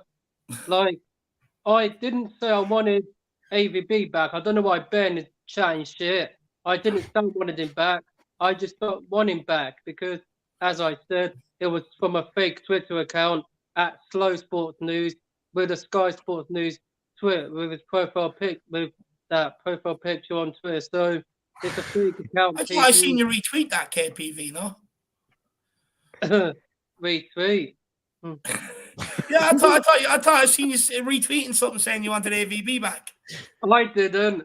Like, I'm only messing with you. I just don't want him back. Like, just quickly, KPV, are you getting the new Emerson card that's supposed to be out now? I'm hoping to, but is it an SBC or something? Because I don't know how to do SBCs. I think only Ben does, but anyone knows how to do an SBC to get done, need a bit of help. But I hope to get that. I need to get the Inform card because I've got Inform Zinedine Salzburg. Nice. And nice. I've got the good old Ledley King and Robbie Keane. So I've got the two hero cards. And I'm thinking of building a full Spurs team. And there's two people I'm getting. That is David Beckham and Roy Keane, and obviously Dennis Bergkamp, because he is a Spurs fan. He liked Glenn Hoddle, so I'm getting him. Since Ben and Tim didn't take advice, so I'm doing it. Good luck, boys. I'm off to let the jabronis out, and I'm having a takeaway tonight. Since the France-Holland game's not on TV, I don't know what channel it's on. I'm going to have to try and find it on my phone. Having a takeaway, and Nice. Yeah, look forward to Sunday. Well, you Alrighty, enjoy KPV World, KPV. Let me know when I can become a member of KPV World. Beat yourself up, brother, and we'll speak to you again soon, my man. See you soon, my man. See you, boys. And as Have a good always, night. Levy suck. There you have it. There you have it. That's the great and wonderful Kane. The one and only. Always puts a smile on people's faces. He's a legend.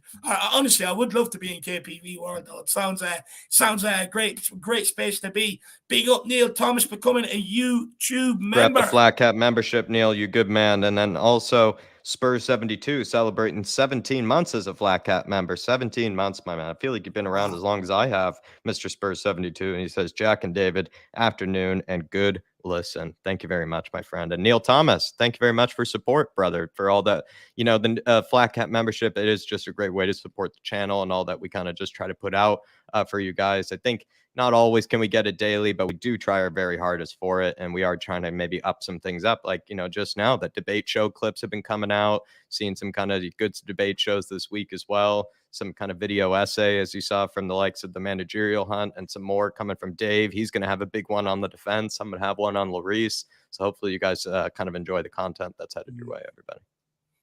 Yeah, big up Neil Thomas, my man, legend. And then also big up Spurs72. Hopefully you're keeping well. Hopefully the family are keeping well. You've been around a long time, brother.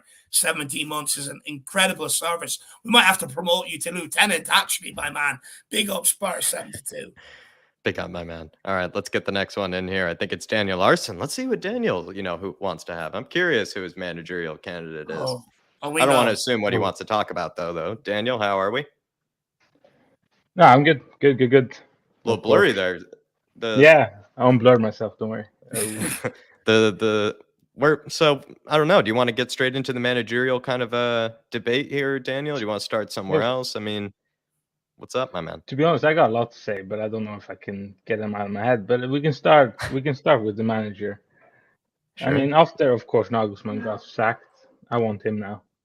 Him 100%. Over Pochettino? Yeah, 100%. Tell us why. I gotta say this about Pochettino though. Okay.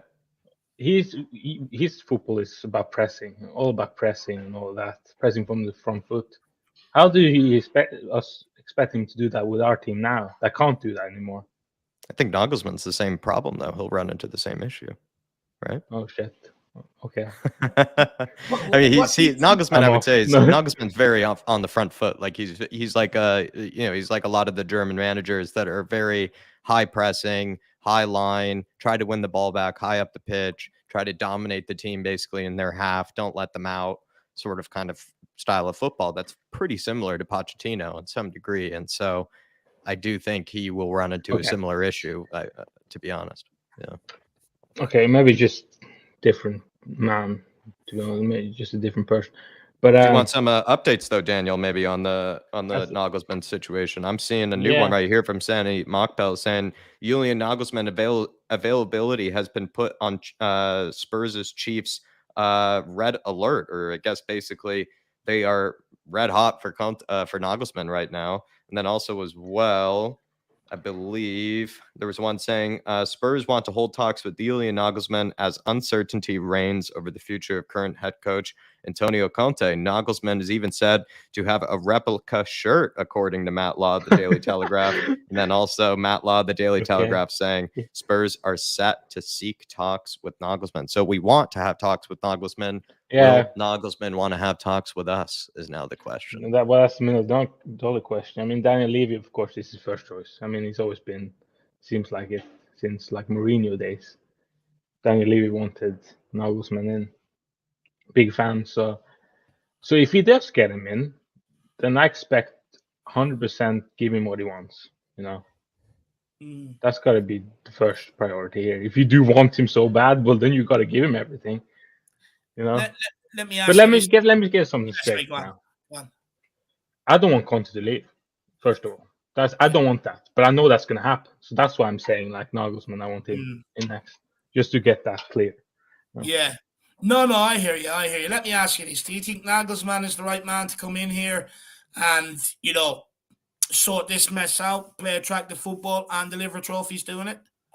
Well, it's going to take years to sort this mess out. But next question then, Daniel, will the Spurs fan base give him years? Because you look at the track record of how long we're giving managers, it's not years. You don't get years. You don't even get 2 years. Yeah, well, they gotta. Like, listen, you gotta. If you're not, I mean, this fan base is so, I mean, it's so like, ups and downs.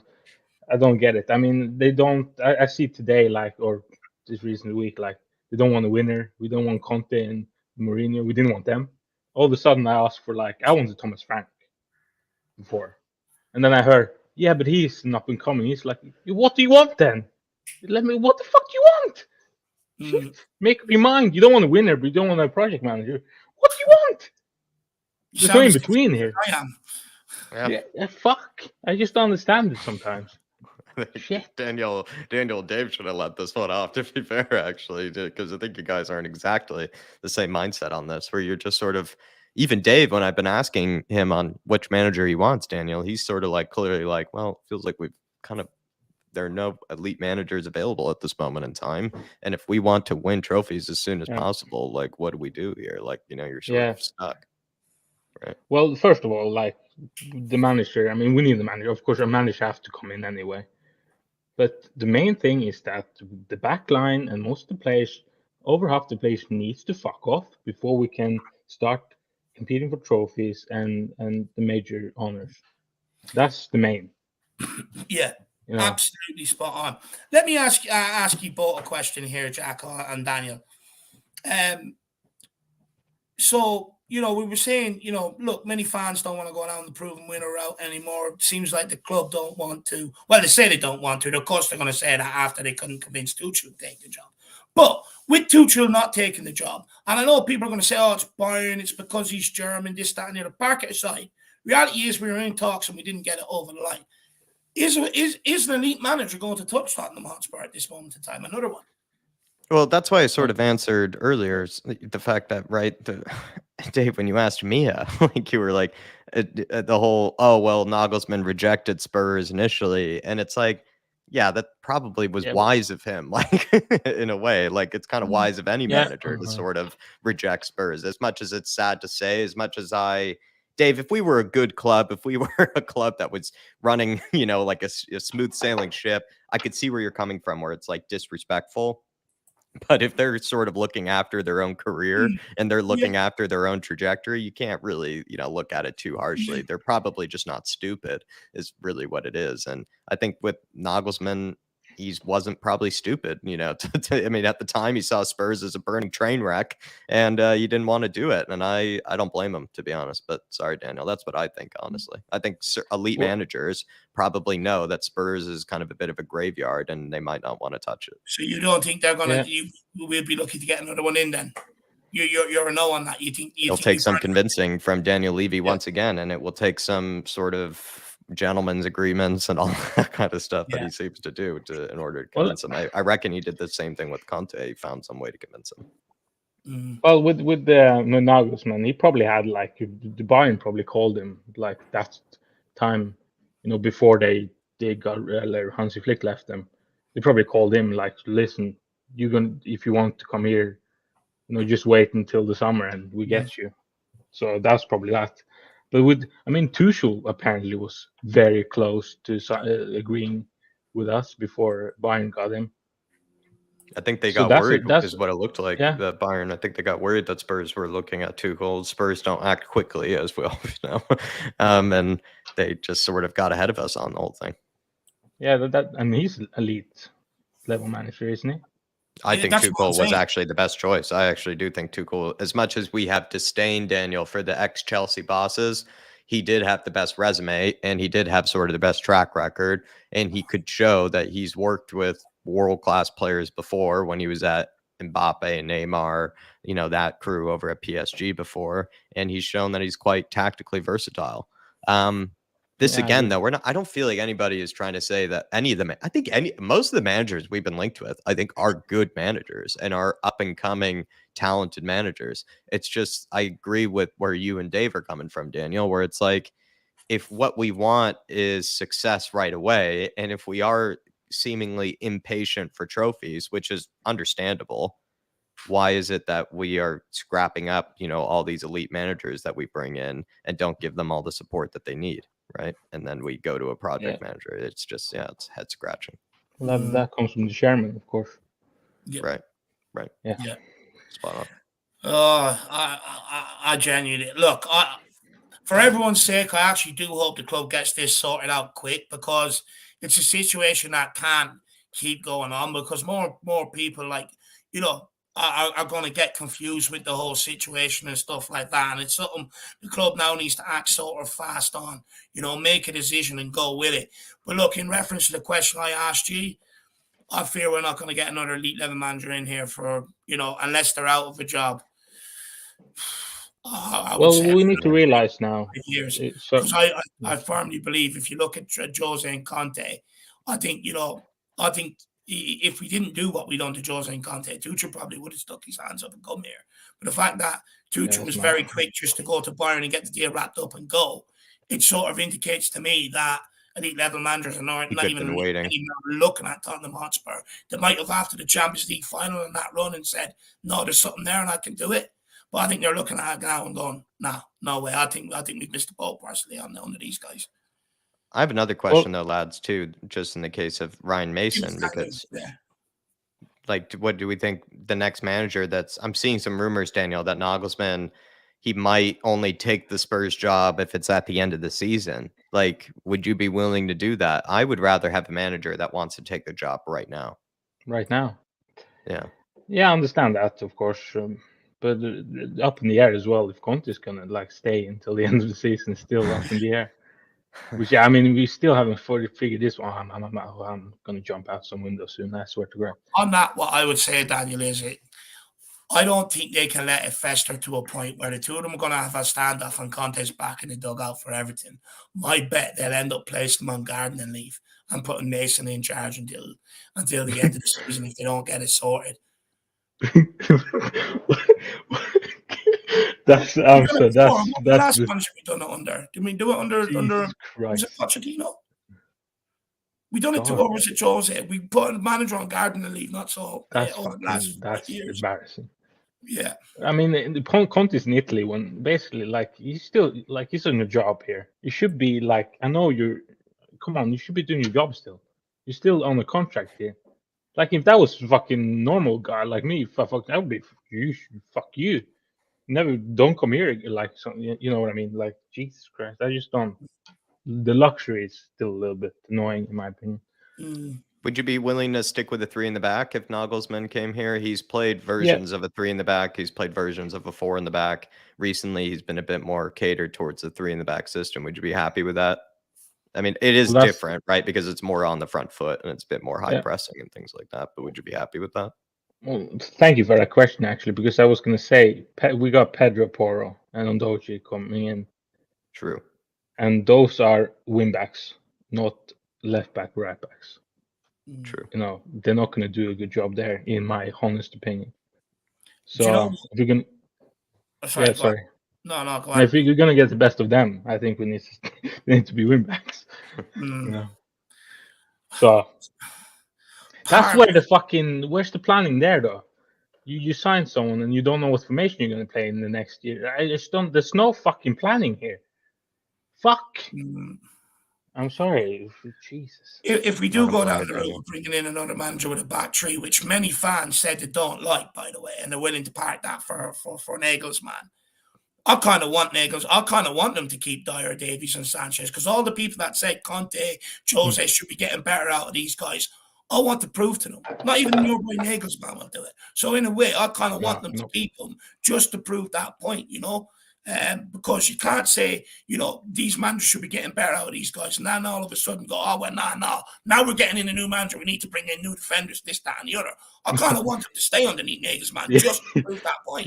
I hope that the big takeaway, though, like we were saying in the watch along after Southampton, was regardless of who the new manager is, regardless of your Conte in, Conte out, doesn't really matter.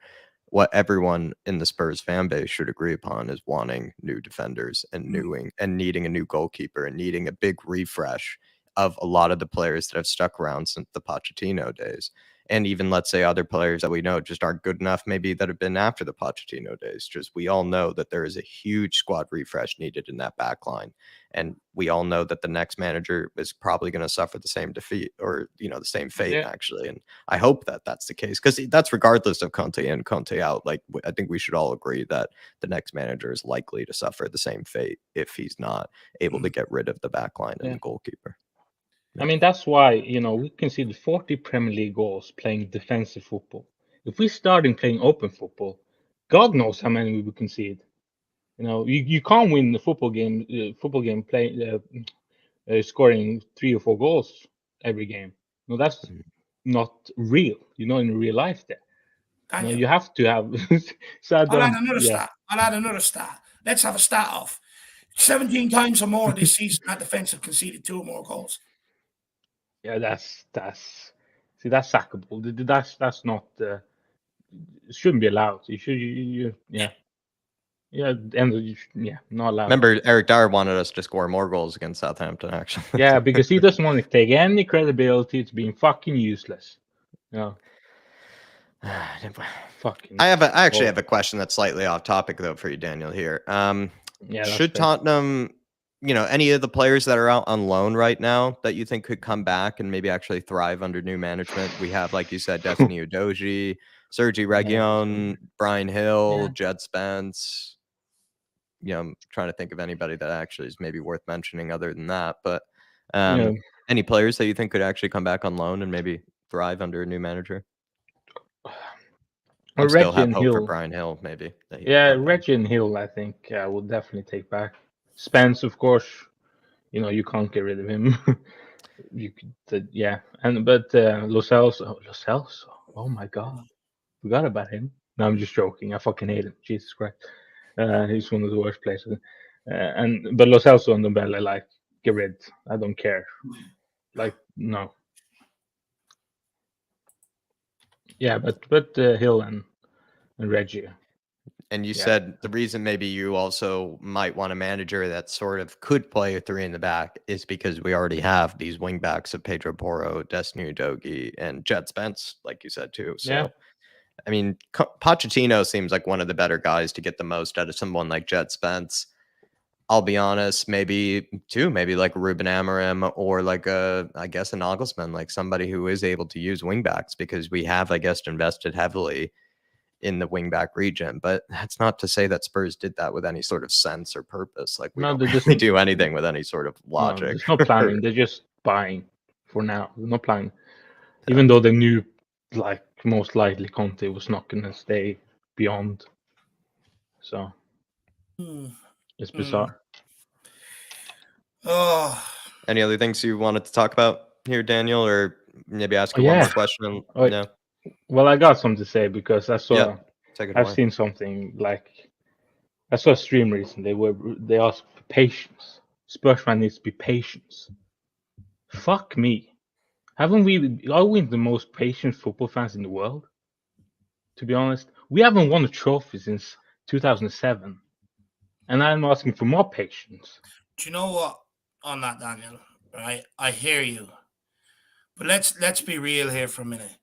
If we want to win trophies, which we so badly crave, which was where the impatience come from, ironically enough, it takes patience to be able to build that, right? Yeah, but I'm winning a trophy at least in a decade. Is that too much to ask here? No, I get it. But when you're dealing with the football, that's the money that's in football nowadays, with the way we operate, and the owners ain't going anywhere tomorrow. It requires patience. It requires continuous building. It requires continuous backing. It requires continuing in the dugout, this, that, and the other. And I get it. I don't like anyone saying, look, Spurs fans are too impatient. And because I fully understand where the impatience is coming from. But the reality is, if we want what Jurgen Klopp has built at Liverpool, and the reason why I say that is because they're the sort of model you can look at where it's sort of modest to what we could spend, right? It's kind of it requires patience, it does. The reality of it does. But, you know, the impatience comes from the board not being honest with what's going on in the football club, not saying to fans, you know, look, we understand we are going to have to be patient, blah, blah, blah, blah, blah, whatever, you know, this is going to take time. But if you look round at models, Arsenal, they're back there after 2 8-place finishes, you know, and look at them this season. Liverpool, they lost to West Brom and they were doing this at their fans and everything after losing 2-1. They still backed up. They still continued on. They went in to win every trophy on the world football. Guardiola didn't walk in here and win the Premier League in his first season, but hey, presto, they went out and continued to spend big money on him. And look what's gone on since there. So the reality is, it does require patience.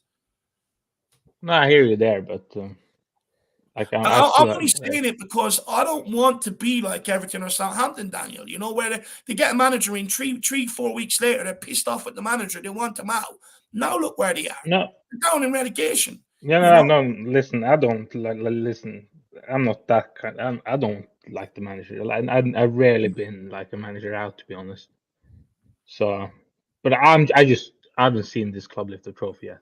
The end of the story. I started supporting in 12, 13. You know, so I'm struggling here. I want to say, I do recognize your point. I understand why people get pissed off when it's like Spurs fans need to be patient, and it is like, look, 22 years, 1 trophy. I think I've been patient enough. But yeah, that's what I mean. Yeah, we've also got to think like, you know, Grant, I get it, but for the sake of what's good for this football club going forward, reality is, even though we don't want to, we've been patient enough. We have to get more. Yeah, listen. I'm going to be patient. Listen, now I'm understanding this complete rebuild. I realize now that it could take 10 years. If that's too far, but to take that long to become like a big club or a successful club again. So I'm all for patience now. So yeah, I'm starting at 0 again. You know now. Mm-hmm. We need to realize. Yeah, no, Jesus, but come on, I gotta still live it. But we have to realize that we kind of like where we are when first Pochettino took over. Now, when he took over, yeah. Well, and that was. Do you not think there's something to build off, Daniel? Like when you look at it, right? You've got Edozie, you've got Spence, Porro, Emerson, the other side. You know, I'm not even going to go into say you've got Romero. Okay, that's the only thing there. But then I go into midfield. I don't think our options as bad as people make them out in the midfield. I think, you know, you've got some good. The only criticism is too much of the same, and then maybe you do have to think about, can you exist with too much of the same type of midfielder? And that's maybe it's kind of no disrespect to like Bissouma, Højbjerg, Bentancur, Skip, whichever one maybe you do get rid of. But that's where I think some people see it as just too much of the same type. But I think Spurs are better off having a lot of these hardworking, decently technical midfielders that I think some people don't give enough credit to these guys. Like I think they are actually better on the ball than most people think, Bentancur, Højbjerg, and Bissouma, etc.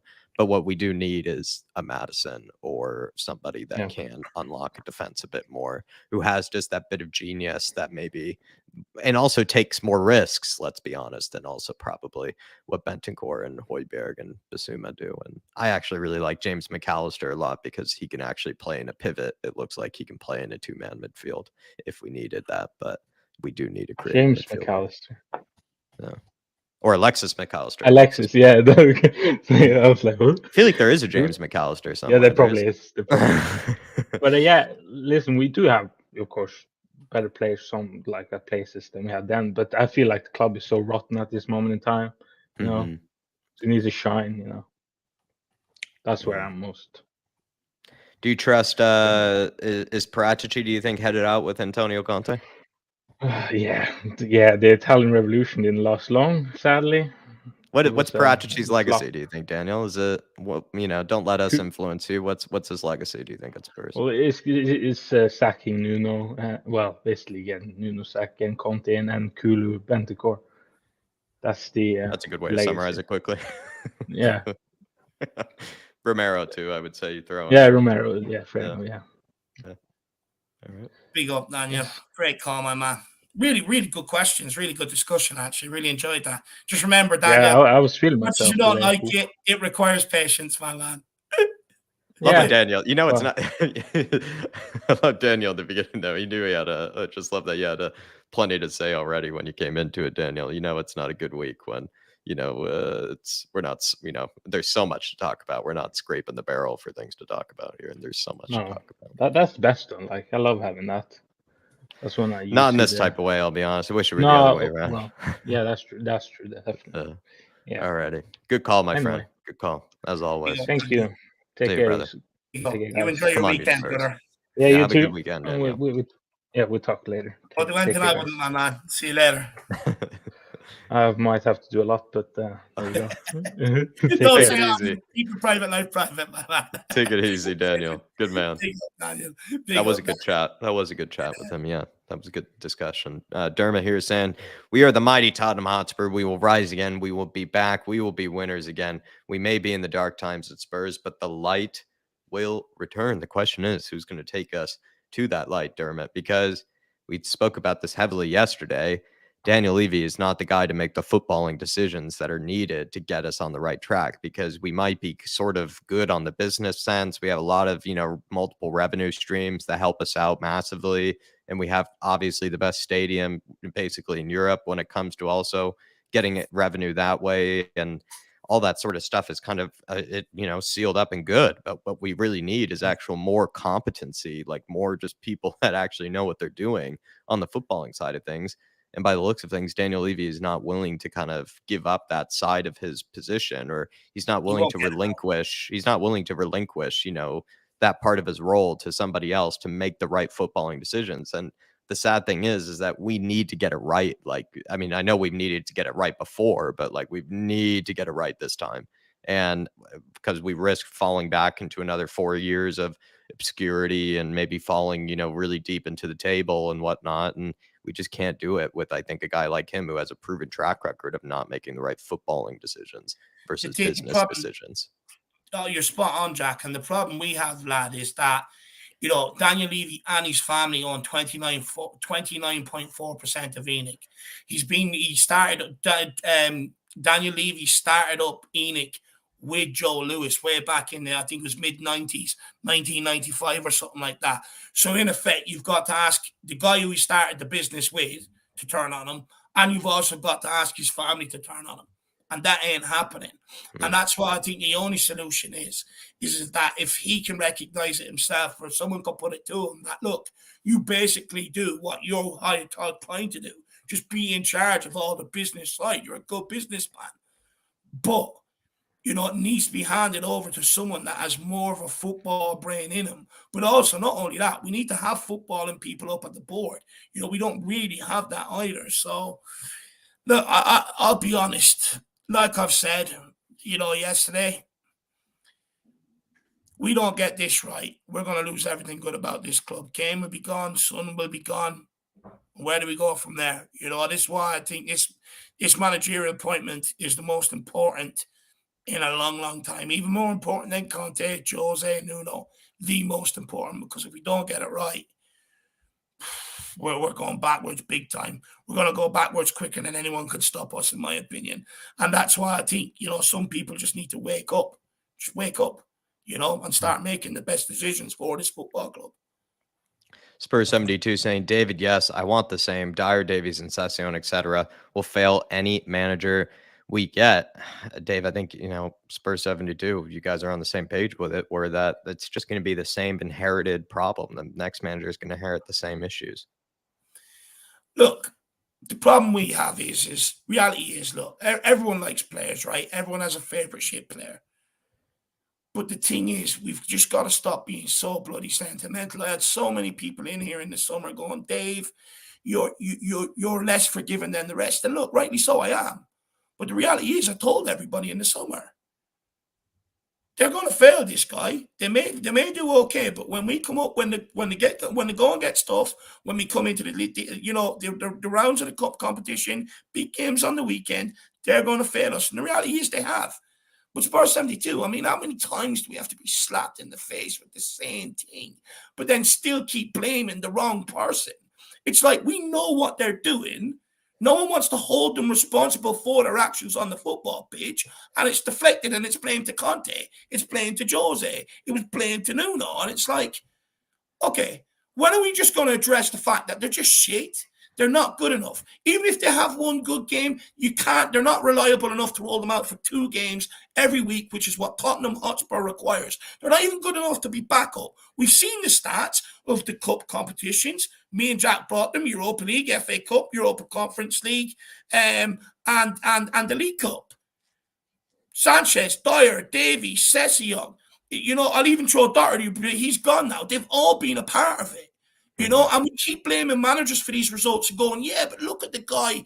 He should be beating them. And it's like, but he's not out there playing. He sent them out with the tactics, this, that, and the other. It's up to them to implement it. Me personally, if I'm going out there, the way I look at it is I'm going to run my nuts off because I don't want to be embarrassed by these guys because it's embarrassing.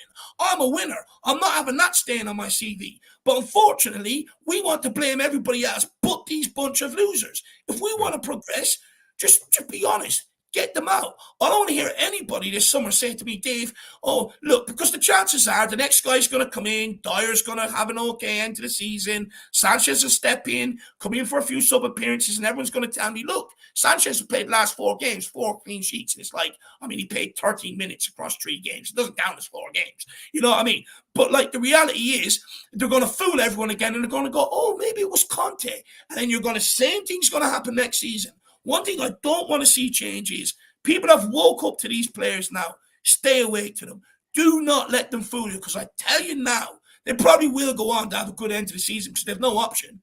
When they sack a manager the way they do, they've no option but to perform because they know the fans will be for them next.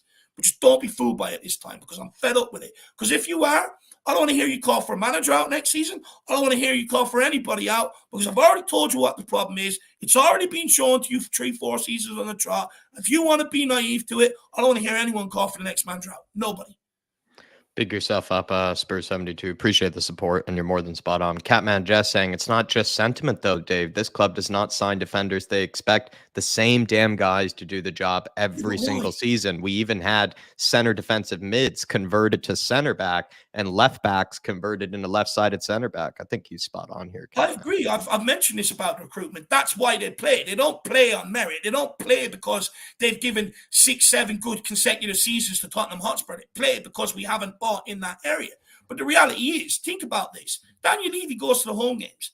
You think he's going to go and sign a central centre back when fans are in the stand going, and I love Eric Dyer, and Dyer loves fucking me. You think Daniel Levy's going to sit there and go, do you know what?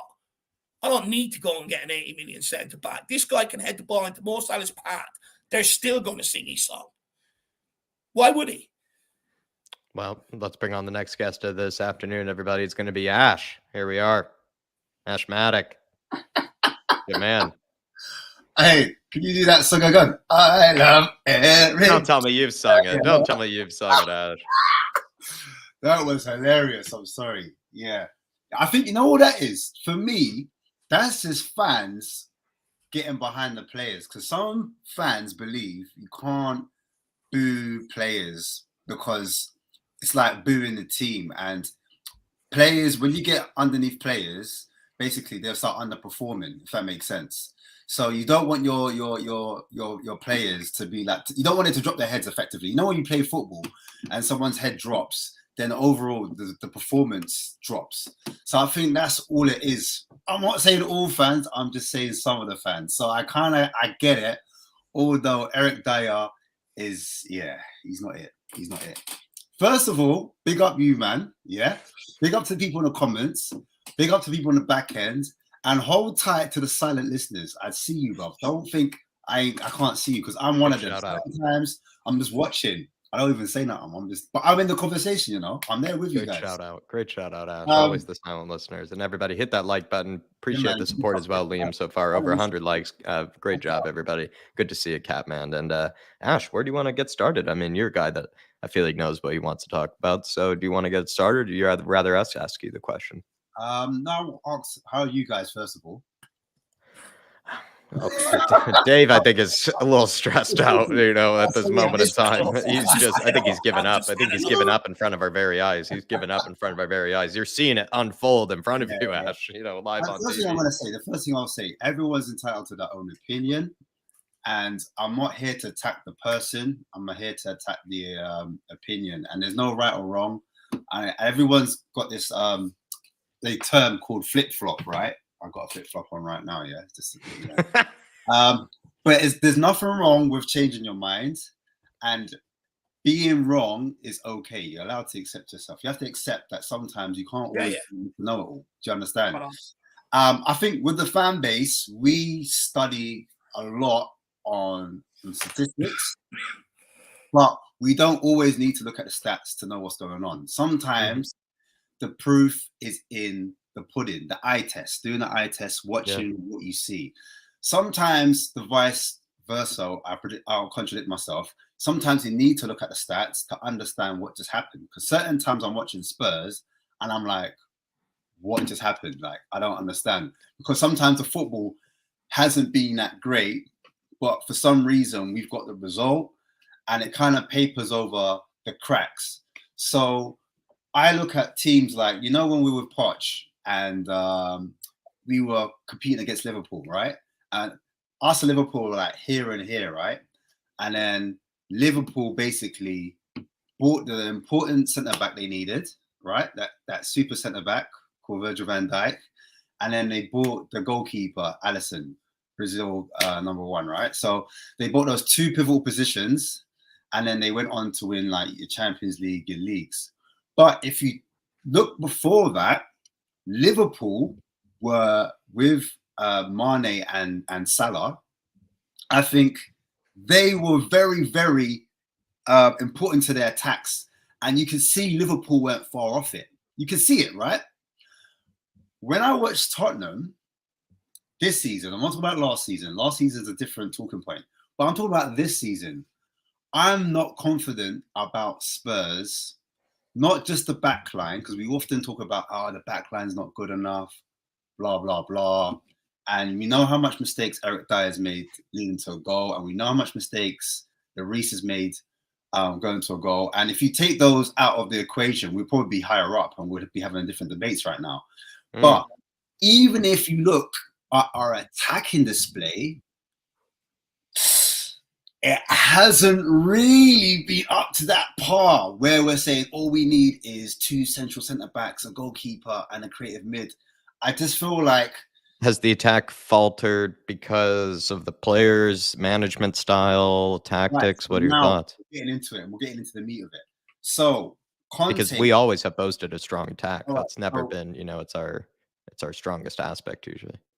Remember, we have to go back a step now, a couple of steps back. We have to go back to Nuno.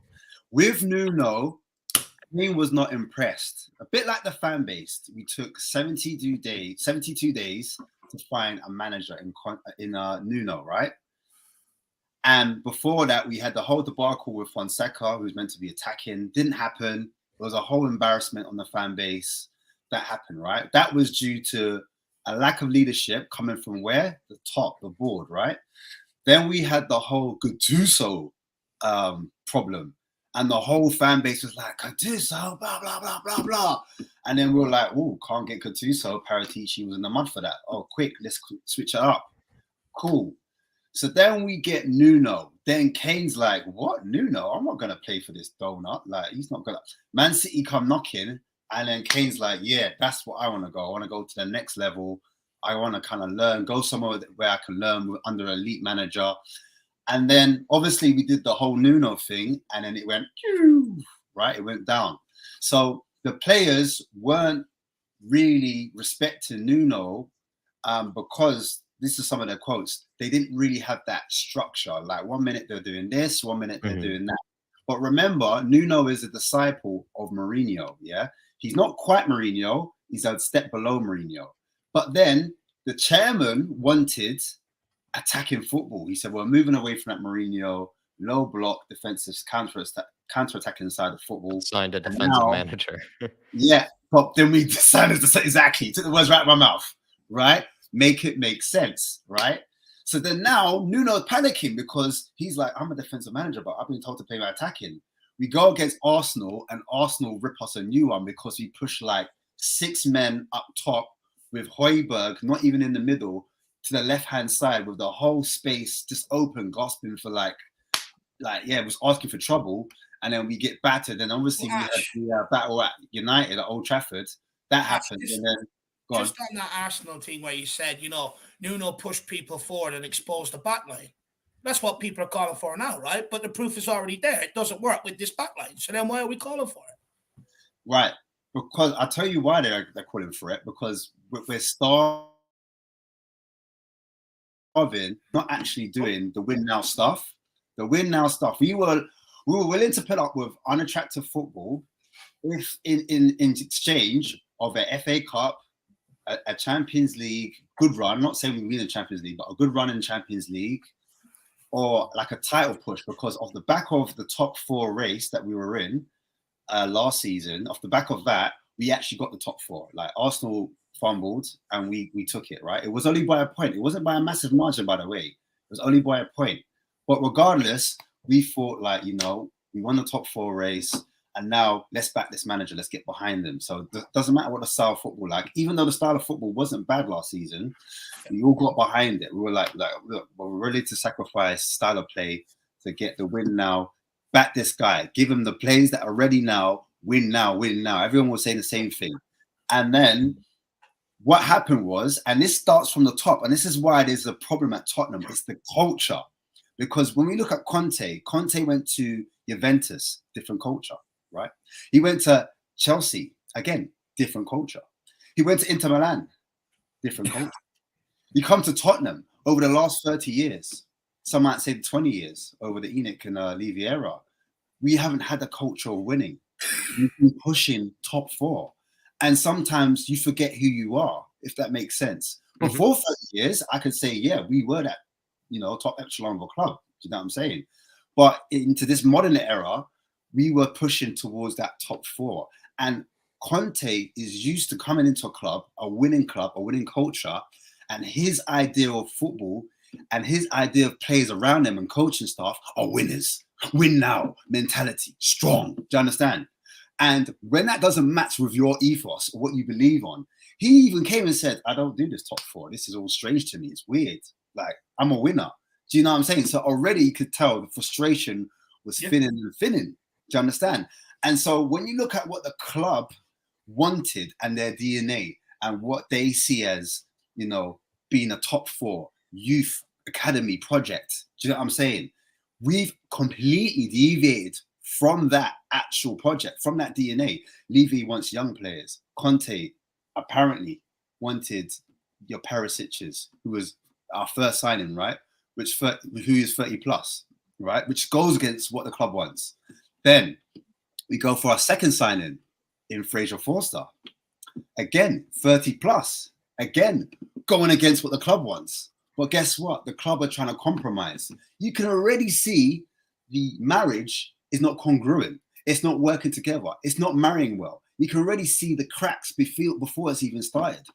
So when you've got a manager who wants players that are ready now, and then all of a sudden you've got Daniel Levy saying, I'm not going to get involved.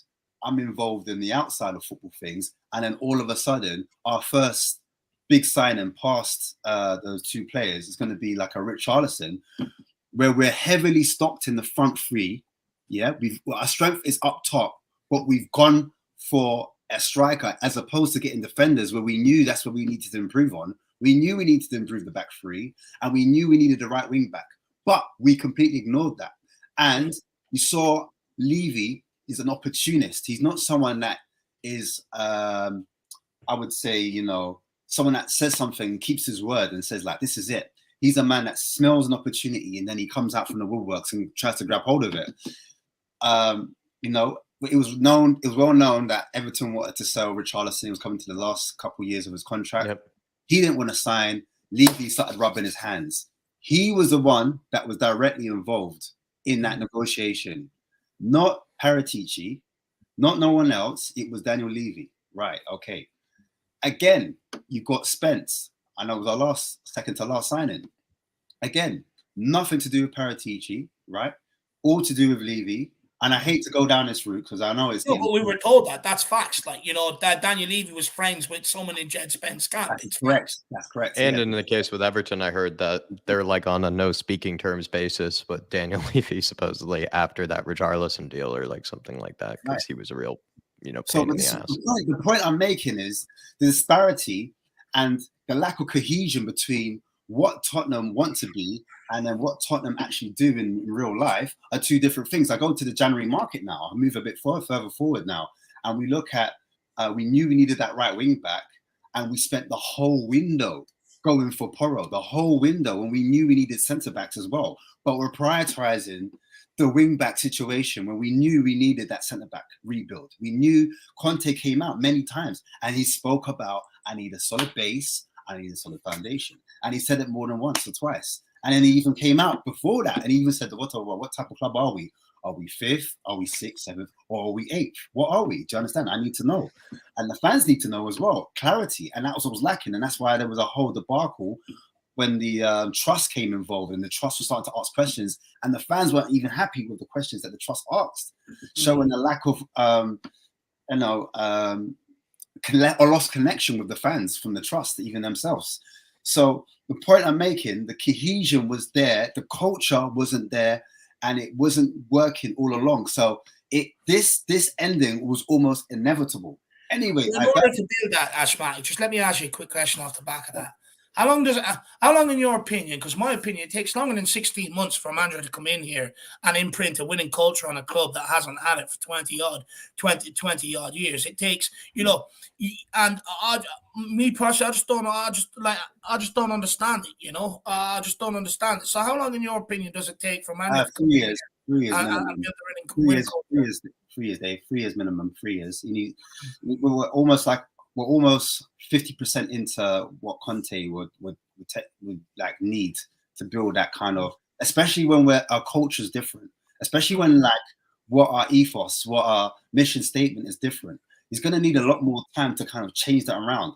I know like Conte was a part of bringing in like, those coaches when it comes to set pieces.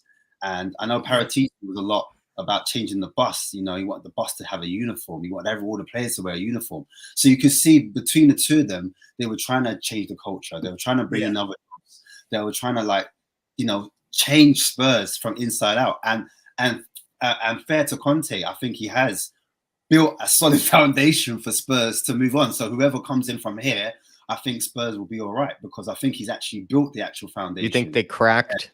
Did they crack kind of the flow or the culture at Spurs? Because there was even a rift in the squad that's been kind of reported that some players agreed with what Conte had to say and some people agreed with some of the kind of jabs that were made at the club as well as other players. So if there is a bit of a split in the squad, that's almost a good thing, weirdly, right? You can see, because if you ask like a player like Bentancur came from Juventus, right? Bentancur is a natural born leader.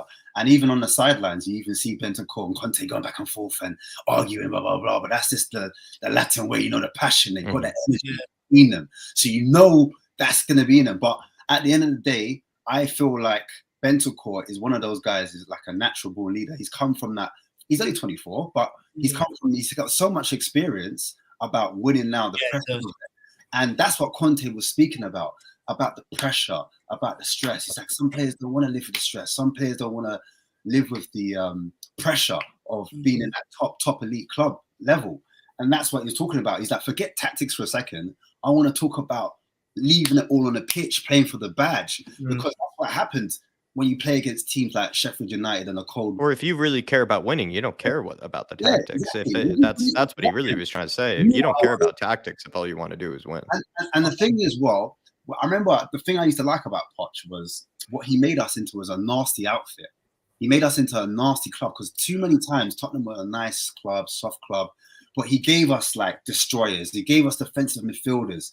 He made us win second balls. And I thought with Conte, that was coming back again. That second fight, that, I think that's where Spurs play our best, when we're battling for things, we're fighting for things. And when you're not fighting for every area on the pitch, when you're not pressing and you're not helping your teammate, you might have a teammate that's not as good as you.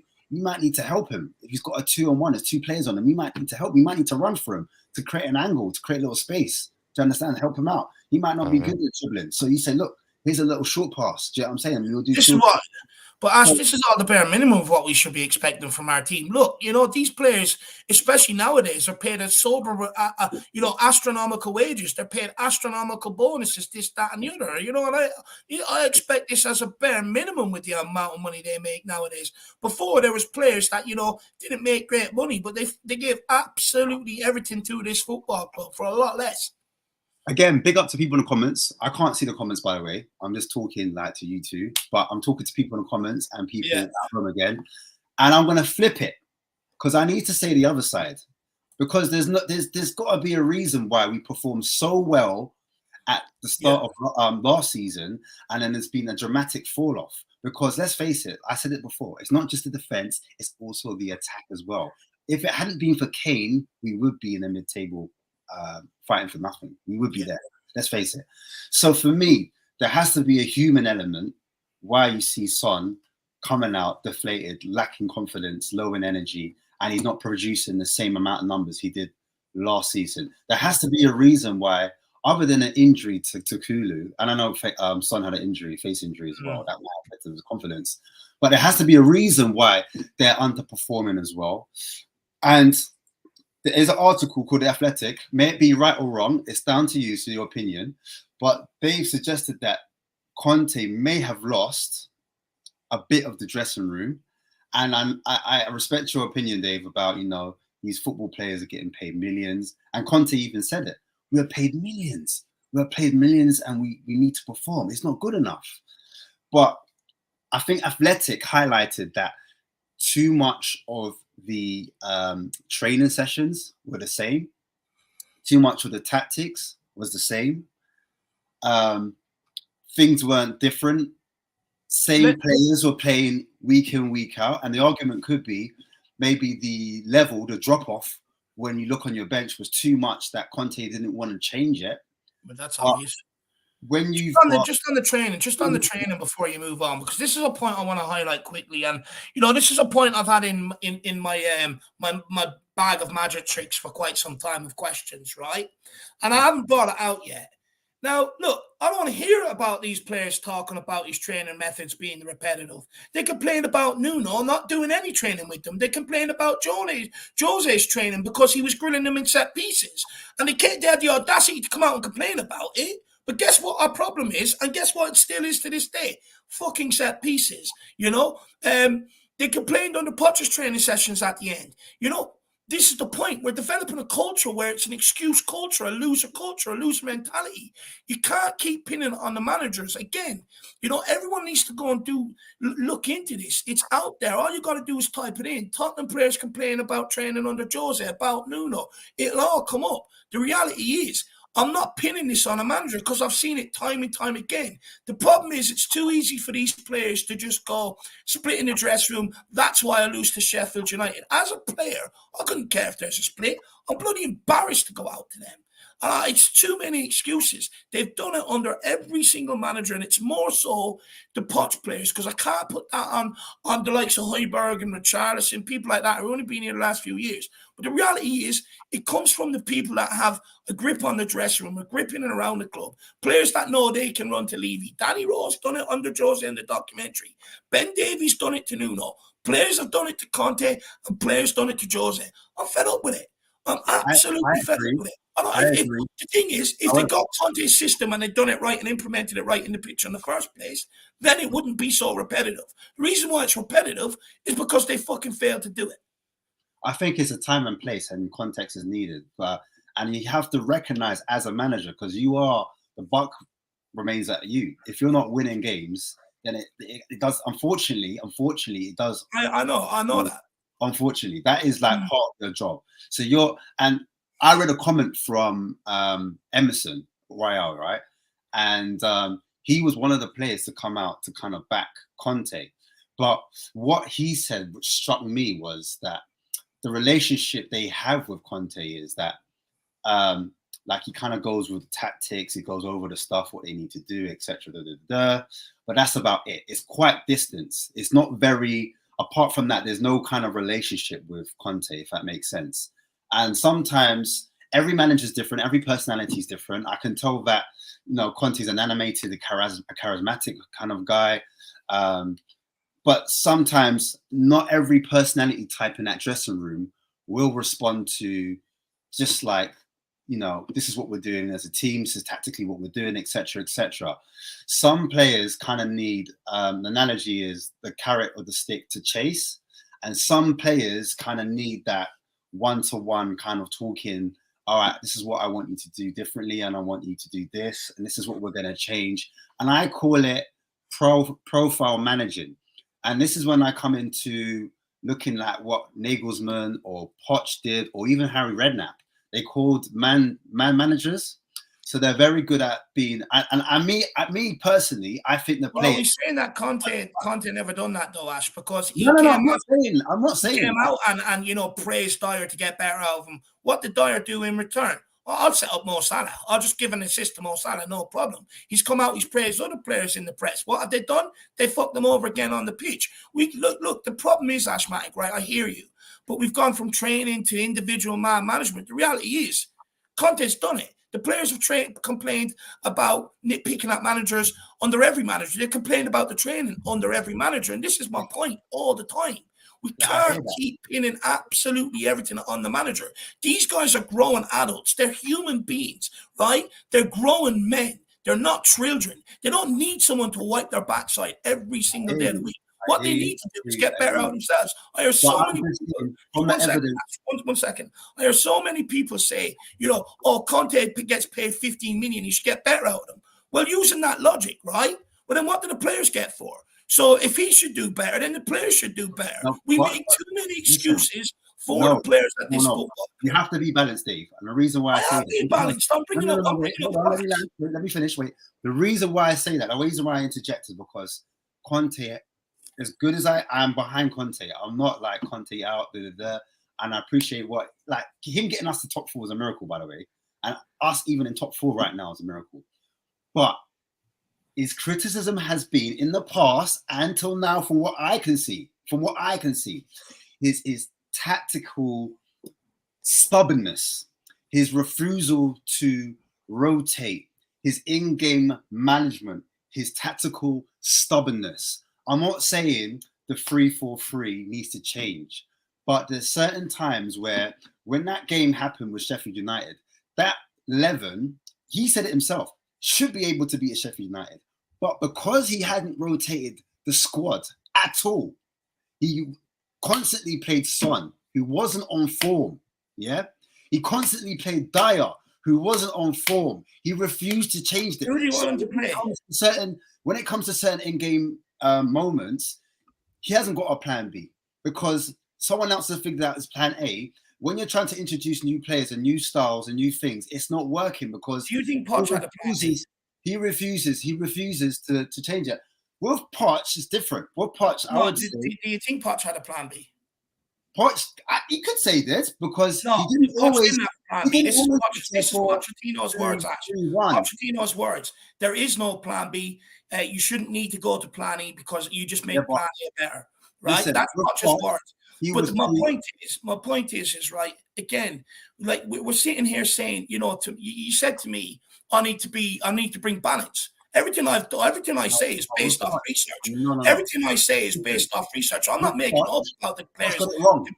I'm not making up about the players complaining under multiple managers. That's out there. That's the truth. Like, and I'm sick of people saying to me, Dave, you've got to bring balance. Just because I do it with passion, right? It doesn't mean I'm not researching. It doesn't mean I haven't done research. But my point is, you know, do you think Juve fans ask these questions of Conte? Do you think Inter Milan fans have said this about Conte, about being stubborn? They've won the league. They've won the trophies. They ain't asking. There's a time and place to be stubborn. All great managers are stubborn. You've got your Peps, you've got your Arteta, you've got, even like you said, Pochettino is stubborn because he believes in philosophy. He always goes back to philosophy. But there's a time and place where you need to change, and you need to change tactically. You need to change what was in front of you. You can't put out 3-4-3 or not just a 3-4-3. You've got a certain shape or certain form of tactics, and you can see that certain players are tired, and you're not changing it, and you're not moving around. With Poch, going back to that Poch point, and I agree with you with a lot of your points, by the way. I'm not like, what you're saying is facts. And from the research I've done, I saw that Poch did move from the 4-2-3-1 because he got found out, and he did move some games in the 2017 season, especially in 2018 season, to a back three at certain times. And this included Sanchez. Sanchez was a part of it. When Yama sometimes, or Dyer would jump into that back three sometimes in that 2 pivot and create a free in defense. But Ash, what the Spurs fans beat Conte with the plan A didn't work and he had to change it. And also the pressing thing as well. The first few years, yes, it was working because he's under the school of Bielsa. He was in that school of thought where you have to press. But sometimes the press got found out. And that's when Poch's results started dropping. And he had to change the pressing system. He couldn't no longer stick with that pressing system. He said something had to change, something had to give. So then that's when Poch started to adapt. And when he started adapting, that's when you started seeing the best out of Pochettino. And that's what I'm saying. With the players and with Conte, because of his stubbornness, in certain situations, it's like the training's repetitive, the stats, the tactical shapes repetitive. The starting lineup is repetitive. No one's getting a goal. No one's getting a chance. So do you think those players are going to start playing for him when things start getting tough? Some players eventually are going to speak out when results aren't going their way. So I understand that, if other managers get thrown under the bus because, they're paying. Ash, right? The thing is, we say about Conte that he's not flexible. He's played a back four. He switched to a back four against Chelsea earlier on in the season. We conceded straight away. He switched the three up he switched the formation to a 5-3-2. From the 5-2-3 that he usually plays or whatever else. So again, this is all. I don't agree with it, man. Like Conte said it was pressing at times. He said it was sitting back. How many times have we seen the 4-4-2? Rarely. 3-5-2, maybe. But majority of the games have been. And you've seen it. Forget about research. Yeah, but then I'll counter you, Ash. I'll counter you. The majority of Poch's games were 4-2-3-1. We bring up the wing back like Poch. No, because I'm fed up, but not fed up. But what I will say is, right, people bring up Poch went back to a back three, a wing back system. People slay Poch for making Son a wing back in that system. Slay him for it. But when they want to have a go at another manager, they'll praise him for it. And I'm just fed up with it all. Poch did get, remember, you know what I was going to say as well? And it's always come down to this number one fact. We can't argue this. It's the fans. Because the fans, when they get frustrated, they're the first ones to throw the manager on the bus. And that's what happened with Poch. And now the same thing is happening with Conte. When the Champions League game happened, all the fans started singing, oh, it's magic, was basically saying Conte out politely because, Conte always speaks in parables and he does little metaphors and little sly digs. He doesn't just come out and say it because obviously that might be in breach of his contract. So that's where the fans reacted and did the same thing. So it's the fans that kind of threw Conte on the bus before the players did. And the reason why they threw him under the bus is because fans, if you can't win now, they minimum want at least style or attacking football. And like, if I'll compare it to this, Juan de Ramos was our trophy winning manager. Did anyone remember his style of football? Did anyone enjoy his style of football? Harry Redknapp had to come in. And I would argue that more fans would remember and enjoy times under Harry Redknapp than under Juan de Ramos. Then you look at Martin Jol. Martin Jol didn't win anything with us, but everyone remembers Martin Jol's players and his style players. Yeah. And then you go back to Poch. The reason why people like Poch wasn't because he won anything. It's because he made us proud. He made us fall in love. Even the neutrals like Tottenham. The neutrals were coming into Spurs like, even Nagelsmann came up to Poch and was like, had debates and conversations with Pochettino because of the style of play. So if you're not going to win anything, it's always going to be the fans that are going to lose patience and are going to throw the coach under the bus. And I think going to Nagelsmann now, if Nagelsmann's more front-footed, if he's more attacking, if he's more, sometimes he plays a back three. Like, I know it's silly, right? But sometimes he goes to a back four. It doesn't make a difference to me. But I'm just saying, fans see a change in tactics and we're not always set up in the same way. A bit of a tinker man, If fans see that, then they're more likely to get behind the manager than to see someone that's stubborn tactically, because that's all they see. Tactically stubborn, loss of results, and not a good style of football. And then there's players, albeit though they're club signings, as everyone's saying, even though every player is a club signing technically, those players that don't get a chance, you're going to think, oh, he's stubborn. Like, we've got Dan Juma on the bench and he's not playing them. Why not? I want to see that attacking football. But Conte's not delivering that. So then you're going to lose patience as a fan, because if you're not winning, at least go and fight for it. Like, if we lost against AC Milan and it was 3-2 or 4-3 or 3-3 and we lost in penalties and we had a goal, fans wouldn't have a go at Conte. They wouldn't be singing, oh, it's magic. Do you know what I'm saying? And that's just me being fair and that's being neutral. But I'm saying overall, like, Conte, despite what's happened, I personally think he built up the foundation, he built up the base, he built up the success for another manager to come in and literally go off to another level. And if we are to succeed, it will be because of Conte. It's because he's built. And I feel like any club that Conte goes to, that system is still in play. If he goes to Juventus, if you look at Juventus, they probably still have his model. If you look at Chelsea did well when Tuchel went to that Conte system, right? You look at Inter Milan's manager, they're still playing that system. Do you know what I'm saying? So Conte is a master at coming here, and he knows what to do, and he knows how to build a mothership. He knows how to build a house. And basically, I think he's done an excellent job at doing that.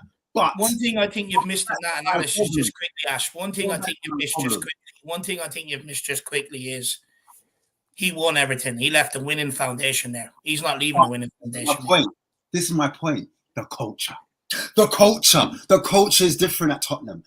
And that's what I was going to go back to. It's the culture, the DNA. It's different. He's a winning manager, winning mentality. He's used to going to. I know Inter Milan wasn't a winning mentality, but if you look at the players that he inherited, and the competition in Serie A, different to the Premier League, and also when he was at Chelsea, Conte originally, there was really only three or four top teams. The gulf between fourth and fifth and sixth and seventh was massive. Like when he finished fifth with Chelsea, he was 15 points ahead of sixth place, and sixth place was 15 points ahead of seventh place. Now you've got Brighton. Now you've got Chelsea. You've got Liverpool. You've got Man U. You've got Man City. You've got Arsenal. You've got Newcastle.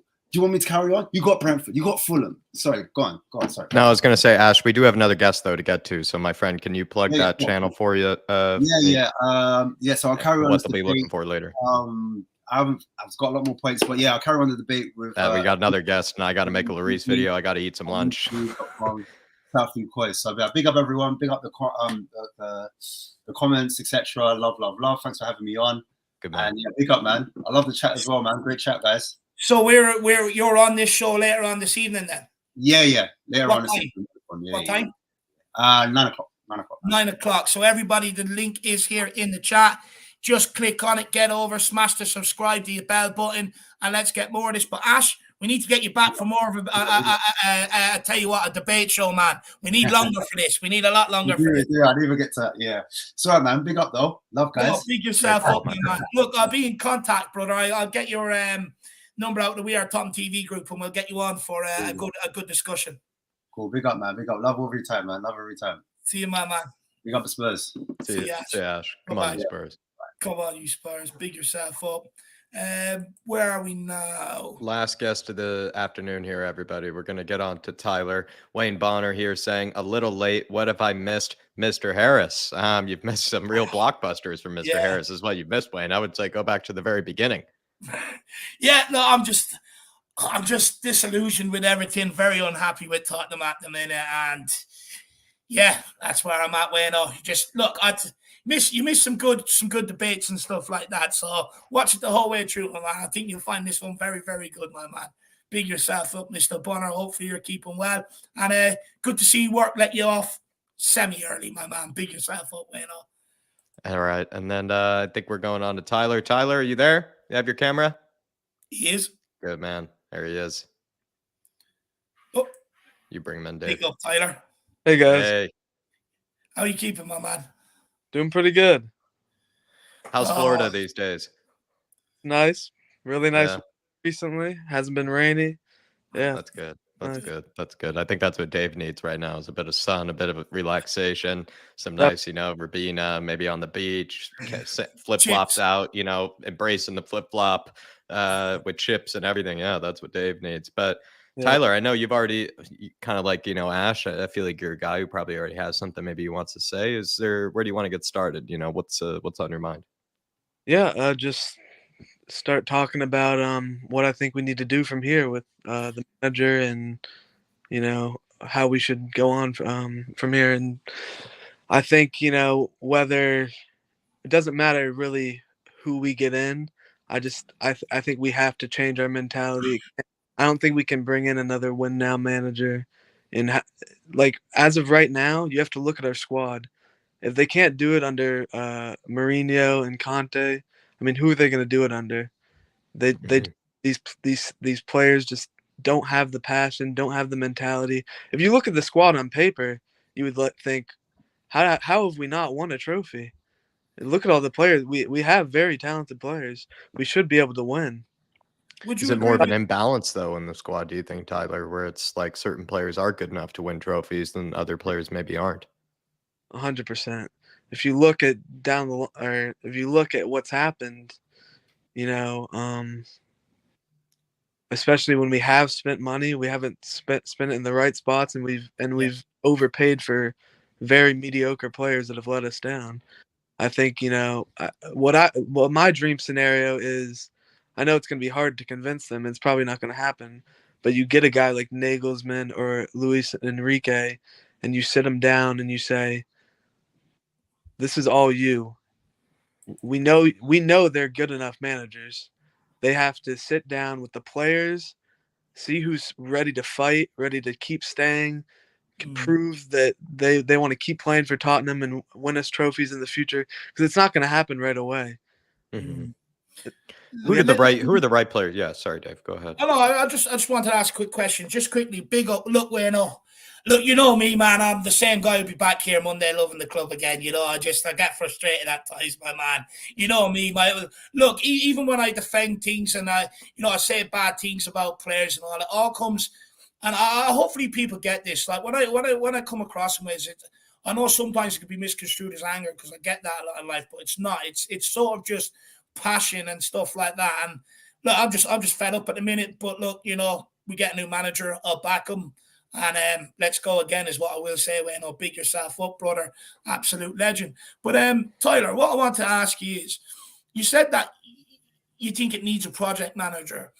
However, one thing I do agree with Ash, the previous caller, is when he said he said that there's a base to work off. I think not as a solid base as what maybe Conte left at Chelsea, Juve, or Inter, but there is a base to work off. And me and Jack are sort of the same opinion on this.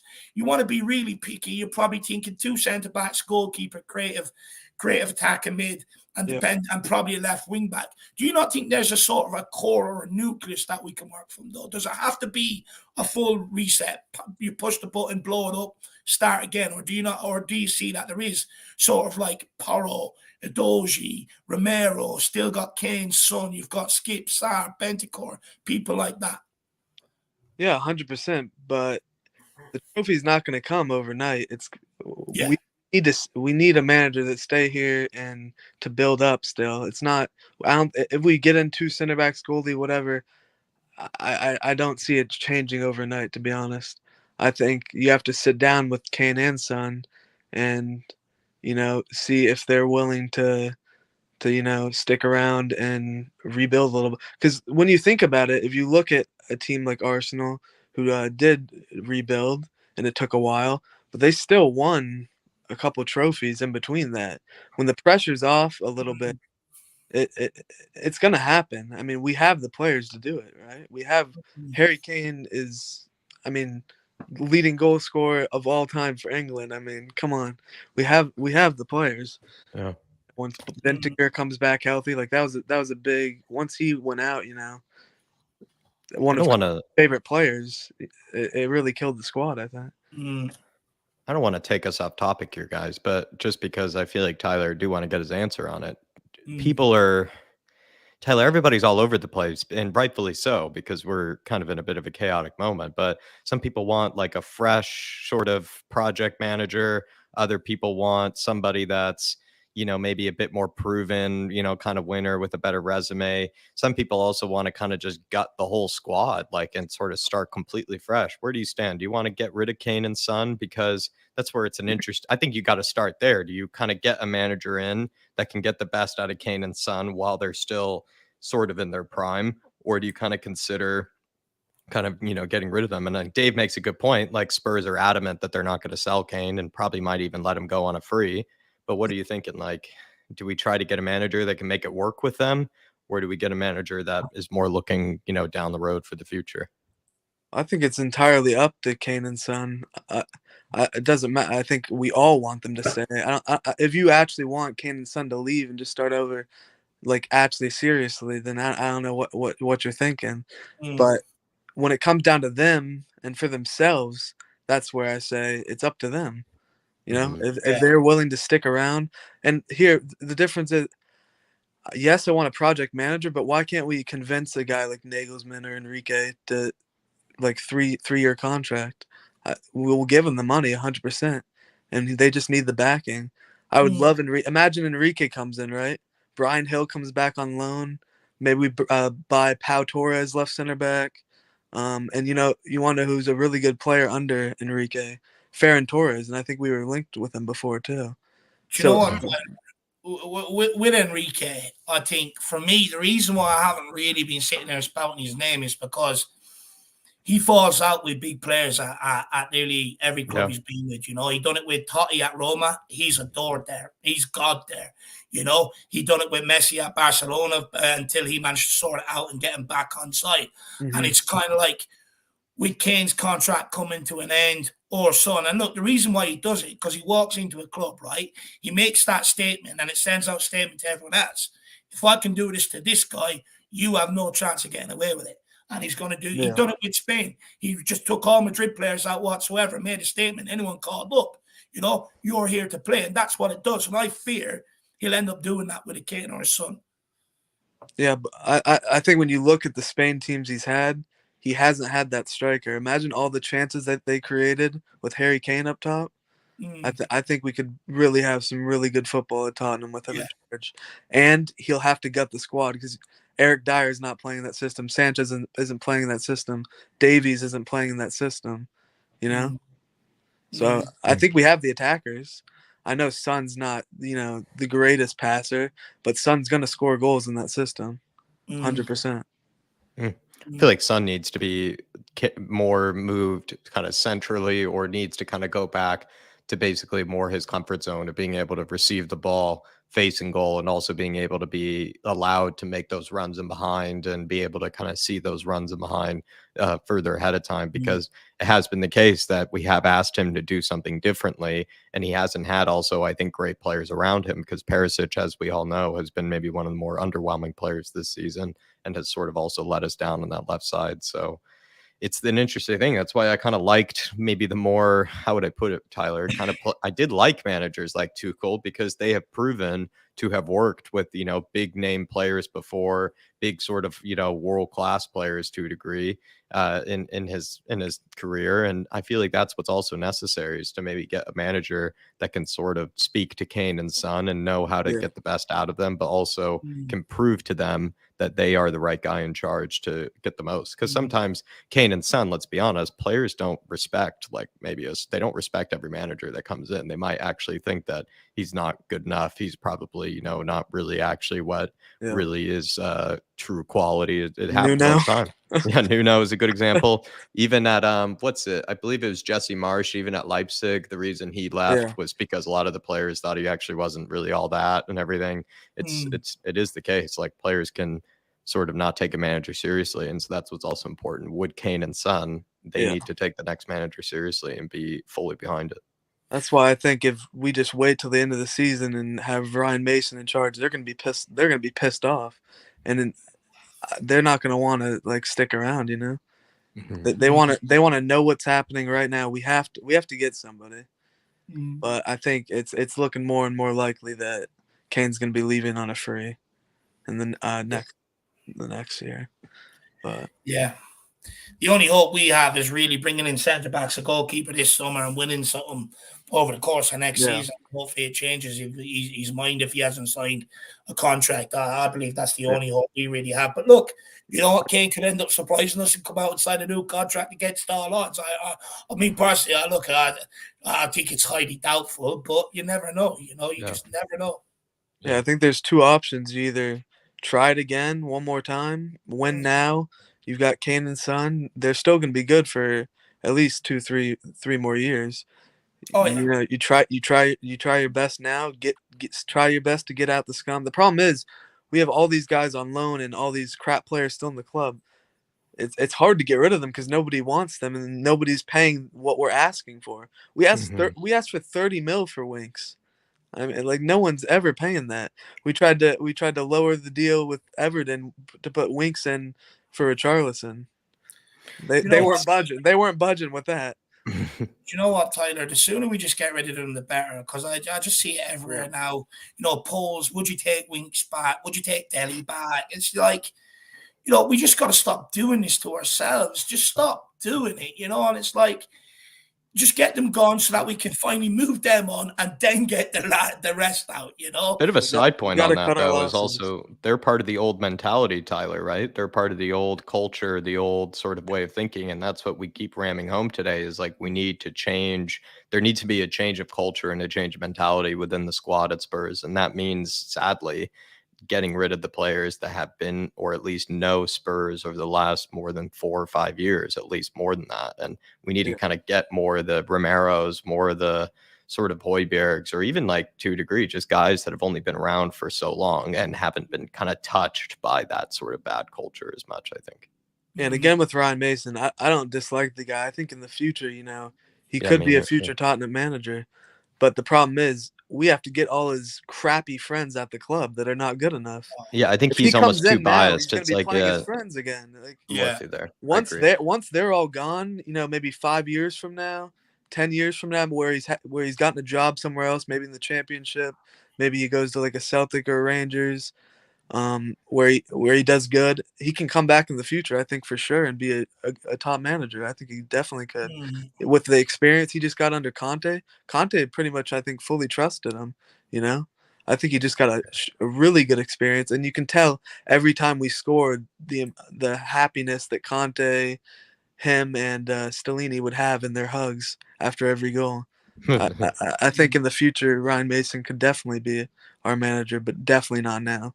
Yeah, it seems like a dumpster fire situation to throw him into. And then also as well, I agree with you. Like, he could be a great manager, but he also has too much kind of skin in the game, too much sort of like bias, and, you know, he doesn't like he needs to come in from an outside perspective, that's for sure.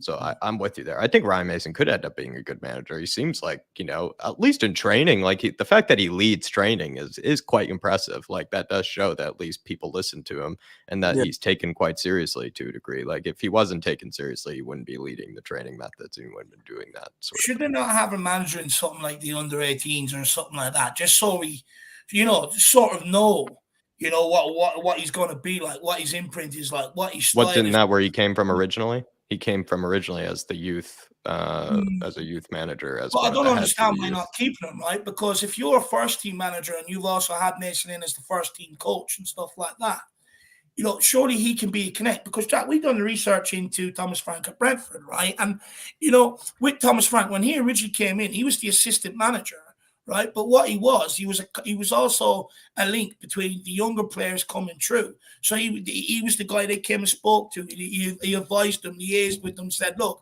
yeah, I'll have a word with the manager, get you in. And look, you need experience. You need to get out on loan.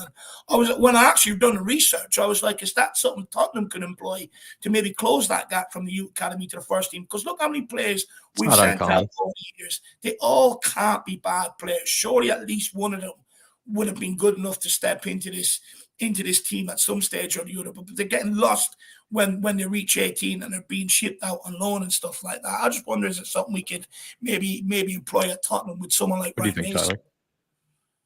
Yeah, definitely. Right. Yeah. I think it's not uncommon, Dave, for an assistant manager or for a youth coordinator or something like that to kind of be given a big sort of promotion like that. Does it happen at a club like Spurs? Maybe that's a different question, but it's not uncommon in football. I mean, it's how a lot of these guys even started out. I mean, Thomas Tuchel, right, started out as a youth coordinator, gets kind of bumped up to being a job over at Augsburg, then moves over to Mainz. Same thing with Nagelsmann, right? Starts out as like a youth coordinator, eventually works his way up to coaching. I think it's just about picking. Yeah, sorry. Yeah. What I meant is like he was performing that as his actual role. He was brought in as assistant manager, and he was also doubling up doing that role. And I just wonder, because he was able to look at them, right, and say, speak to the manager, get this guy in, and that's why, they were able to produce some players and stuff like that. And I wonder, is that something we could do at Tottenham Hotspur with the assistant manager, get him sort of in and around the youth and working with them and stuff, a bit like what Thomas Frank was. But you're right, Jack. You look at some of the managers you pointed out, gone to the very top somewhere. Started out working with youth. Yeah. And Arteta was behind Pep, Maybe if Mason even follows Conte to his next job, keeps getting that the experience from him. I mean, who knows? Yeah. Well, Tyler, I don't know if I have any more questions for you. Maybe last one, at least for me, would be, are you all right with the next manager playing a 3 in the back? Are you kind of leaning towards it has to be kind of more like a 4 in the back, 4-2-3-1, what a lot of Spurs fans know and what are familiar with? Are you happy with a guy who can do a 3-4-3 or something like that? Do you not really care? Yeah, I mean, there's a couple issues here. One, we don't have 3 good center backs. So that's the issue. If we do keep with that, we're going to keep letting in goals because we don't have the players. I think, as of right now, I probably would go 4 at the back and probably play Davies as the left back. But at the same time, I mean, Porro was by far our best player last game, and he's really coming on. I think, keeping him in the wing back position is key. I mean, maybe we play him out wide right, but I think Kulu's going to be keep gaining form as well, and I think he should definitely be starting. So yeah, I don't know. I mean, in the summer once we get some center backs in, I mean 3 at the backs. I mean, it's not like I don't have too much of a preference there because it matters how you play. If you want to play in possession and attack more, then yeah, that's what I want 100%. If we're sitting back and playing defensively again, I mean, there's no point. We got to change the style up. Yeah, I hear you, my man. Look, the thing is, right, the thing is, you could play Conte's system and camp in the opposition half. We just don't keep the ball at Tottenham Hotspur. We are kings of sloppy passes, kings of heavy touches, kings of misplaced passes. If we learn to do that, some of these formations wouldn't look as defensive as they do at times. But like everyone says, yeah, we sat back against Southampton in the 3-3. But I've been the only one, and I've watched everywhere, I've been the only one that's mentioned Højbjerg giving it away 5 minutes or a couple of minutes before they ended up, I think, getting their third goal or getting that penalty. Simple 5-yard ball to Harry Kane, overhit, give the ball away back to Southampton.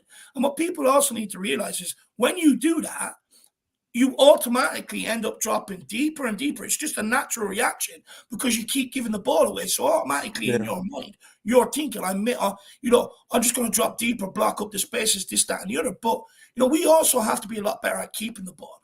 Yeah. We need to go back and watch the last 10 minutes of that Southampton game and watch how many times Moonhead was an example. Got on the ball, didn't even look for any composure, take a touch, move it into midfield, try and play out. He just launched it straight back to Southampton. I'm like, are we playing with 10 men here? You know what I mean? And it's kind of like we also need to, this is why I keep saying we can't keep throwing everything on the manager. Sometimes you've got to look at the players and say, look, regardless of whether you're told to sit back, where's your fucking composure? You know what I mean? Where is it? As much composure as me at a buffet. It's a joke.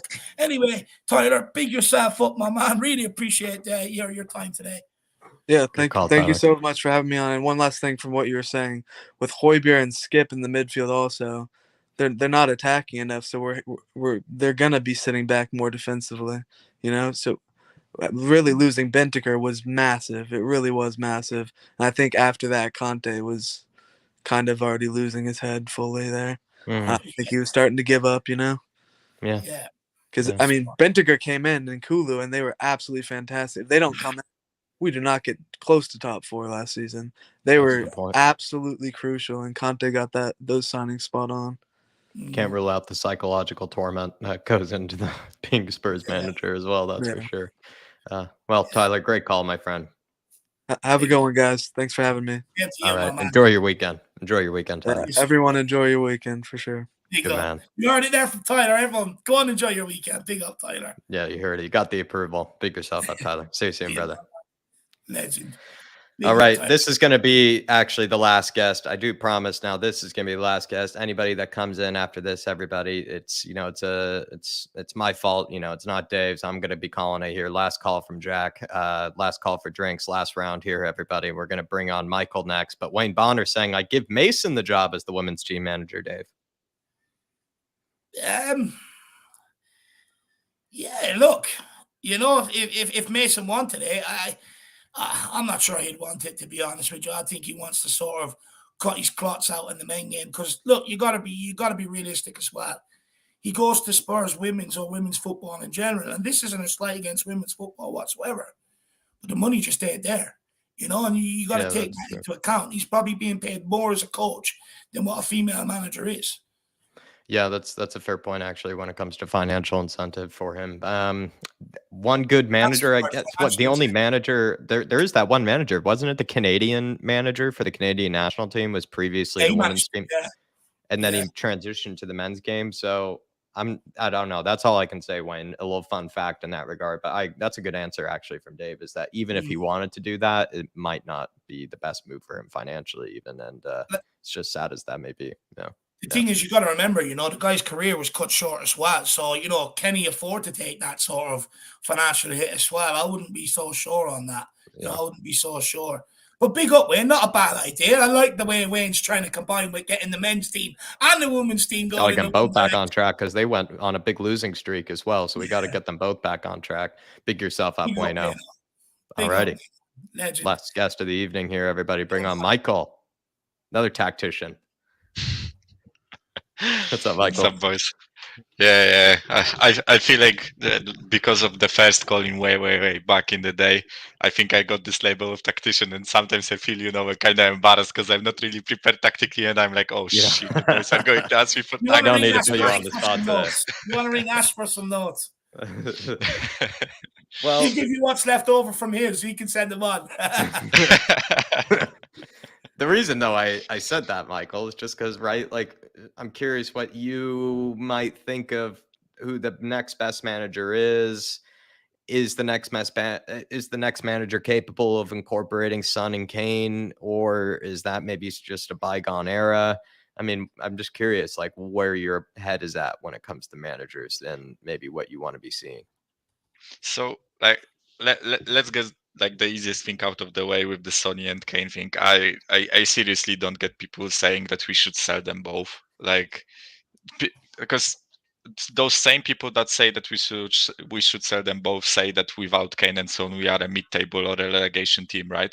So you really want to take the risk of selling both of them, and you don't know like how good the player that comes in for them will be, right? And so I would much rather have Kane for one more year and him leave on a free, but him being in the team gives us a year to find replacements, to find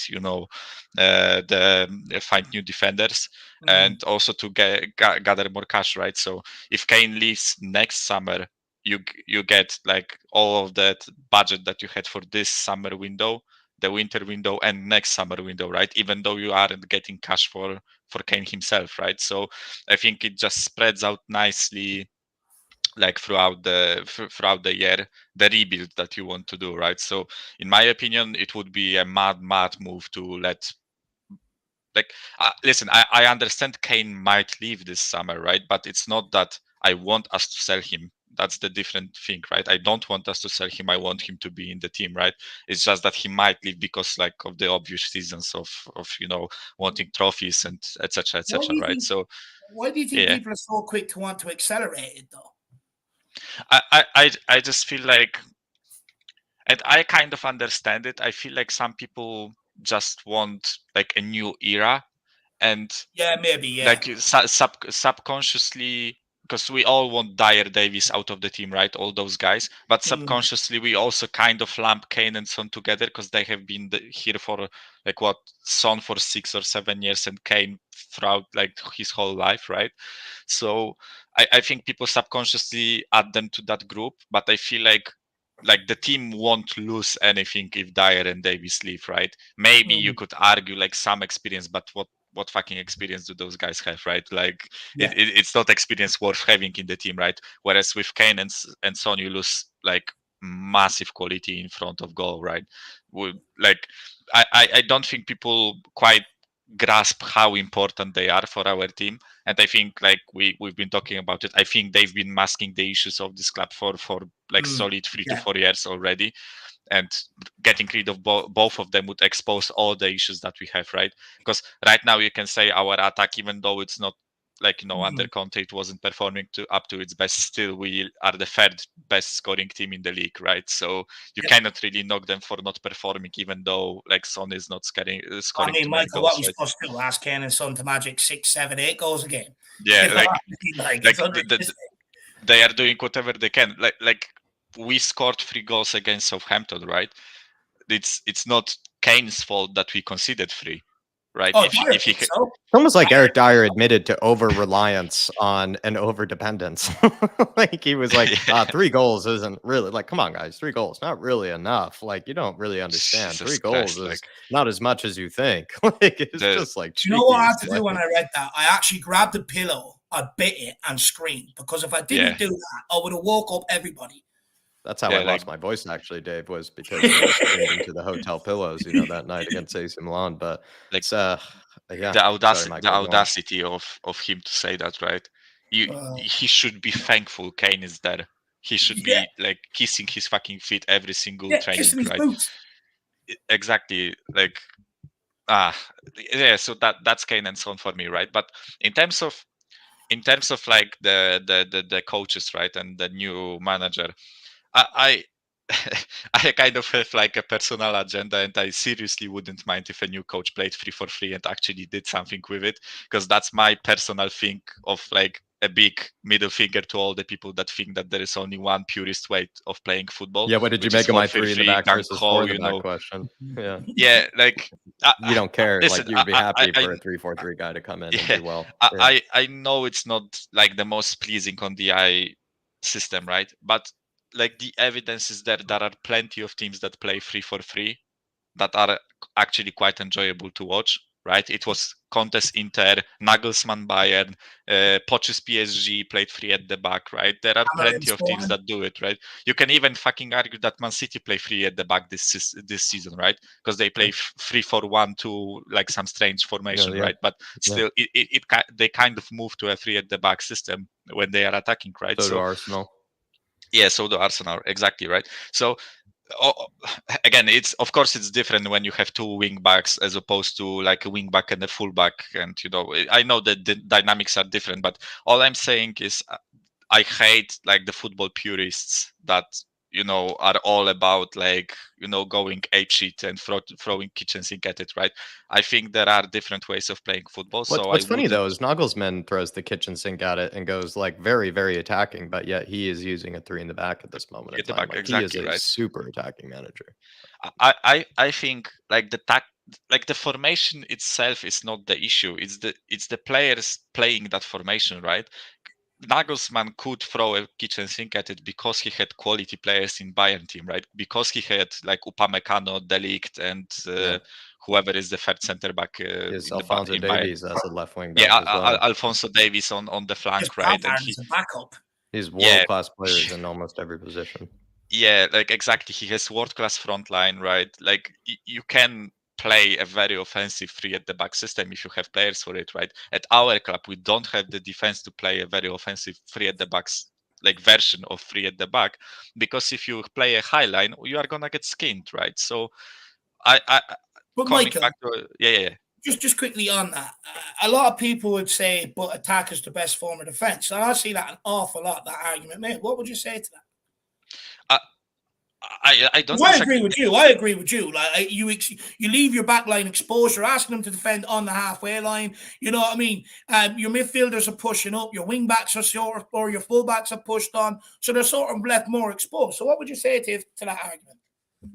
I think there is definitely merit to that saying, right? I think it is true. You can like prevent your defense from getting exposed if you suffocate the opposition team in their half, right? Because like if the only way for them is to play a long ball over your press, and then it's easier for the defenders to win. To win the duel, right, with the opposition attacker. So I understand that, and again, I said it. It's my personal thing that I seriously wouldn't mind if a coach played 3 at the back, but I also wouldn't mind 4 at the back, right? Like for me this situation is interesting because I find myself like not really caring about the name of the coach itself. I really care about the approach of the club to that coach, right? So if it's Nagelsmann, if it's Enrique, if it's Amorim, if it's Glasner, if it's whoever else, right? Sorry, David. You're going to give any manager a chance, realistically. Yeah, I'm going to give every manager a chance, but I want the club and the fans to give that manager a chance, right? Because I find it like really funny that we are so impatient as a fan base with coaches, right? I understand that Conte had his issues. I understand why fans were pissed off with him, right?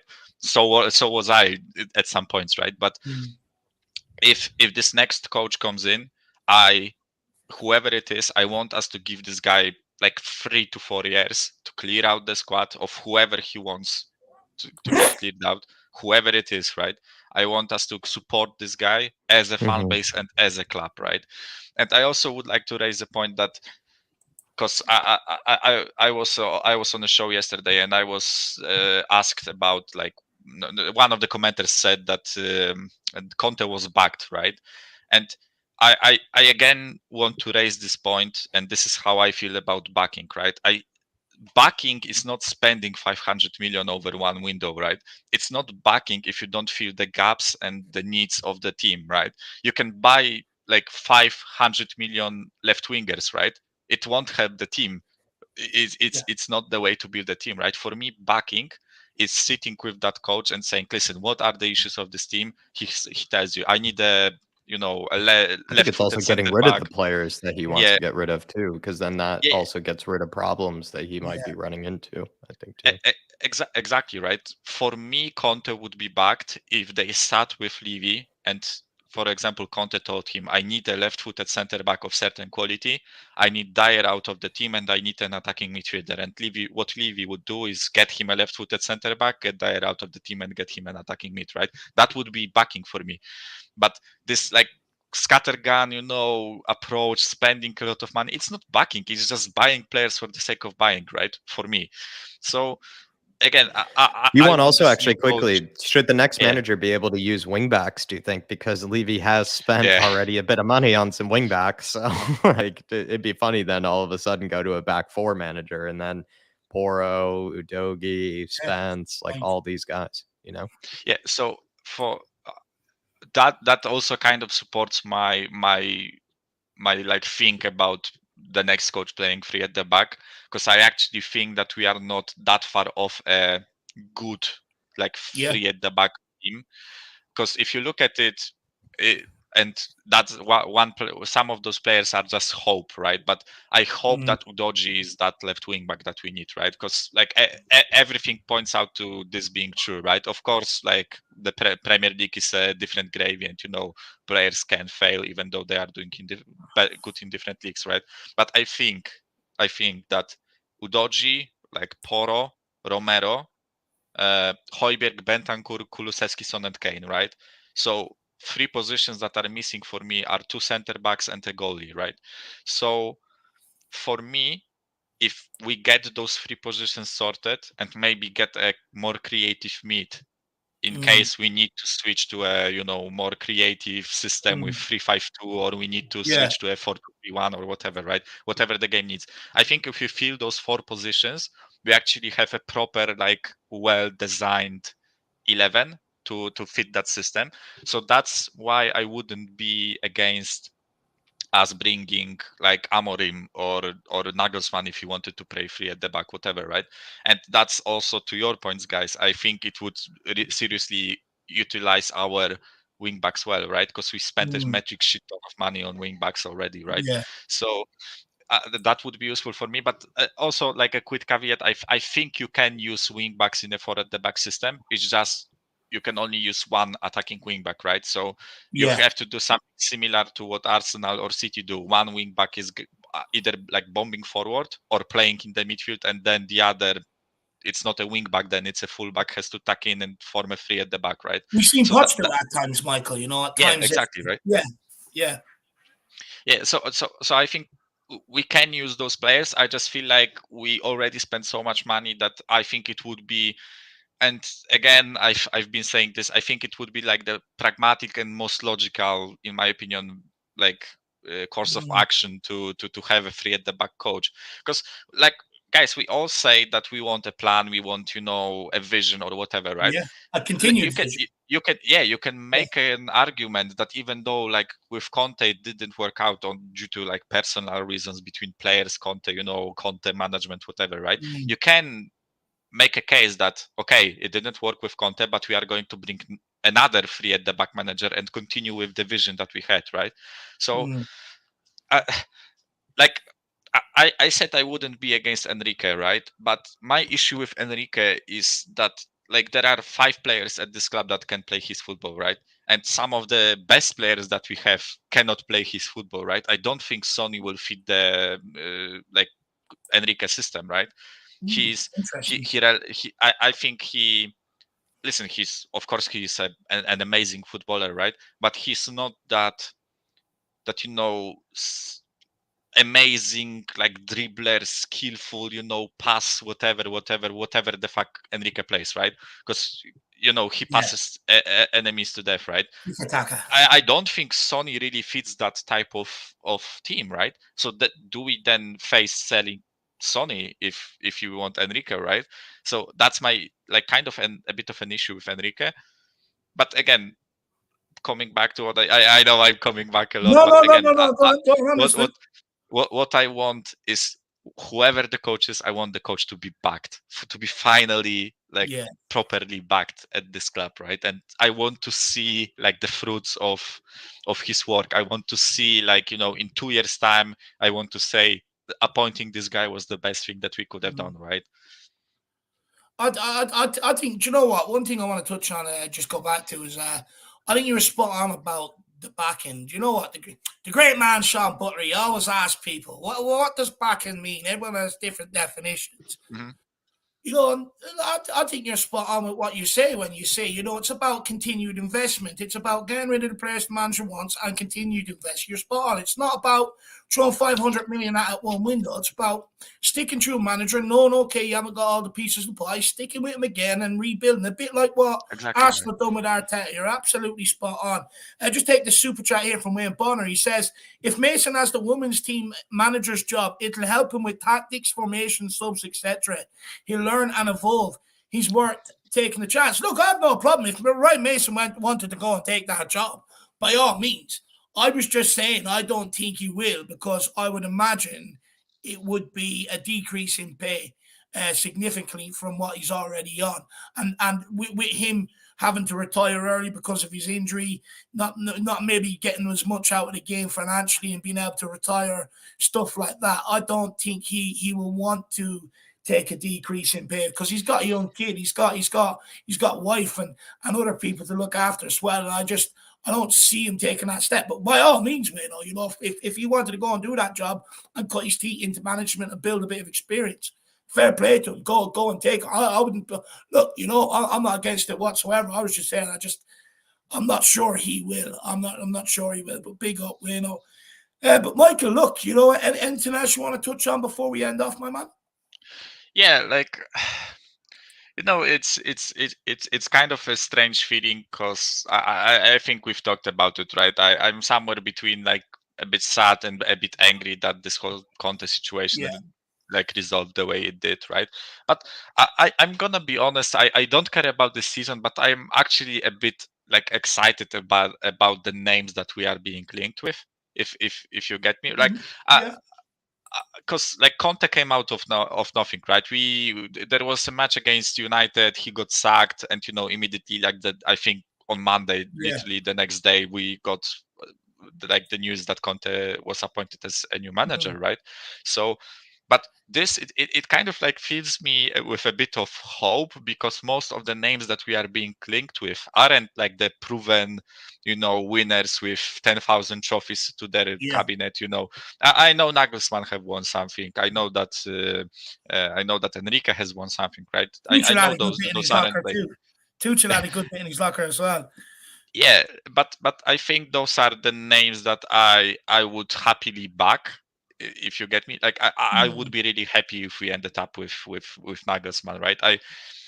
It might not work, like, but everything can not work, like. So I am like happy to give it a go. And as you said, and also like with the backing thing, like what you said, David, right? I think we as fans need to realize what stature of our club is, what level of our club is, and I don't mean it, and I don't mean it to like belittle Tottenham or whatever, right? But I have a feeling there is like no. I think there is a certain like level of players that are not like reachable for us, right? I want people to realize it, that we are not going to fight for Guardiola, right? Unless he gets no other offers, right? And he wants to move from Leipzig, right? If we come and even splash the cash that Leipzig requires for Guardiola, right? There are plenty of other clubs who can do the same, offer more wages and offer more, like, pull with the stature of their club, right?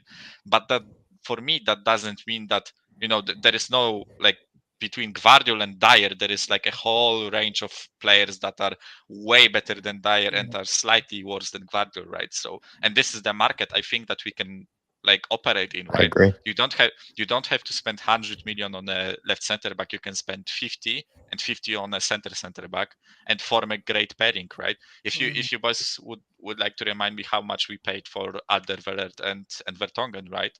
I think I know the times were a bit different because it was like 10 to 8 years ago or whatever, right? But but we bought them before they went into their prime as well. That was the thing. Like Toby and Jan kind of grew into their prime at Spurs, and that was the genius. That's proper scouting also, right? So you can build an amazing team without spending £1 billion like Chelsea do, right? I think Toby we got from Southampton / Atletico Madrid. I think he was on loan at million, wasn't it? He was on loan at Southampton or something like that from Atletico Madrid. We then bought him from Atletico. Or the other way around. Or right? the other way around, maybe you're right. And then with Vertonghen from Ajax? Or and then we bought Vertonghen straight in from Ajax. And I believe that was a relatively small enough fee, actually. If I remember. Yeah, and they turned out to be amazing, right? Like the best centre back pairing we had. Like, I don't want to say ever because I wasn't in the 60s, right? I don't know how great those pairs were, but in my lifetime, this was the best centre back pairing we had, right? So, again, like the point I want to make is, whoever the manager is, I want him to come to have a talk with Levy, to say these are the issues of this team. This is how I want to resolve those issues, right? And I want us to back him with what we can do, right? I don't want Levy to go to, let's just say it's Nagelsmann, right? I don't leave it saying to Nagelsmann, listen, we will splash 300 million in the summer window and then splashes 100, right? Be honest with it. Say to him, listen, we can spend 100 million. Like, it's your task and the director of football to distribute that money accordingly, and I will sign the dotted line if you need it, right? And if Nagelsmann says, I don't want Dyer, get rid of Dyer, right? Sell him, just move him on, right? Just get this bum out of my club. Get this useless, like, I want this guy gone so much, right? Yeah. So that's my thing, right? And again, I don't think we need to buy Guardiola. I think we can buy like a lower level of player, right? Who will still that's what I was saying, and all over the summer, Michael, is I was saying, like, I think Spurs are going to pay the price for waiting too much for Gvardiol and Bastoni and those guys. Like, there are other players that we could go after, and I agree with you. Yes, they might not be as good, but they will still be a whole lot better than what we have at this moment in time, and that could save our season. And I mean, we've had to go through it. I mean, gosh, has it been torment to go through it, knowing what we could have done. That's for sure. Well, like I've seen links to Pau Torres and Laporte, right? The Laporte from City, the defender, right? Like, I would take both of them in a heartbeat. It doesn't need to be Gvardiol. But that's a good example of a defender some people were a little reluctant to take at one stage. Some people didn't want Laporte, and it was just kind of like, I mean, he's a lot better than what we have, and he's proven winner. And exactly, like Zinchenko and Jesus weren't the best players in City, right? So, like, but they are proven winners. They know the mentality that comes with with. They know what it takes. They've been in the environment. They know what it takes. I know Pau Torres is not, but Laporte, right? Laporte, I would take him in a heartbeat in our defense, right? And if he's not happy at City, if he's not happy, right, get him in, right? I would absolutely love it. So yeah, that's my point, right? If anyone passes up on Laporte and wants to keep Davies, Dyer, and Sanchez, I'm moving to the moon. In fact, I'm going to be on the furthest planet away because I'm so far out of touch with reality. But look, we better end off.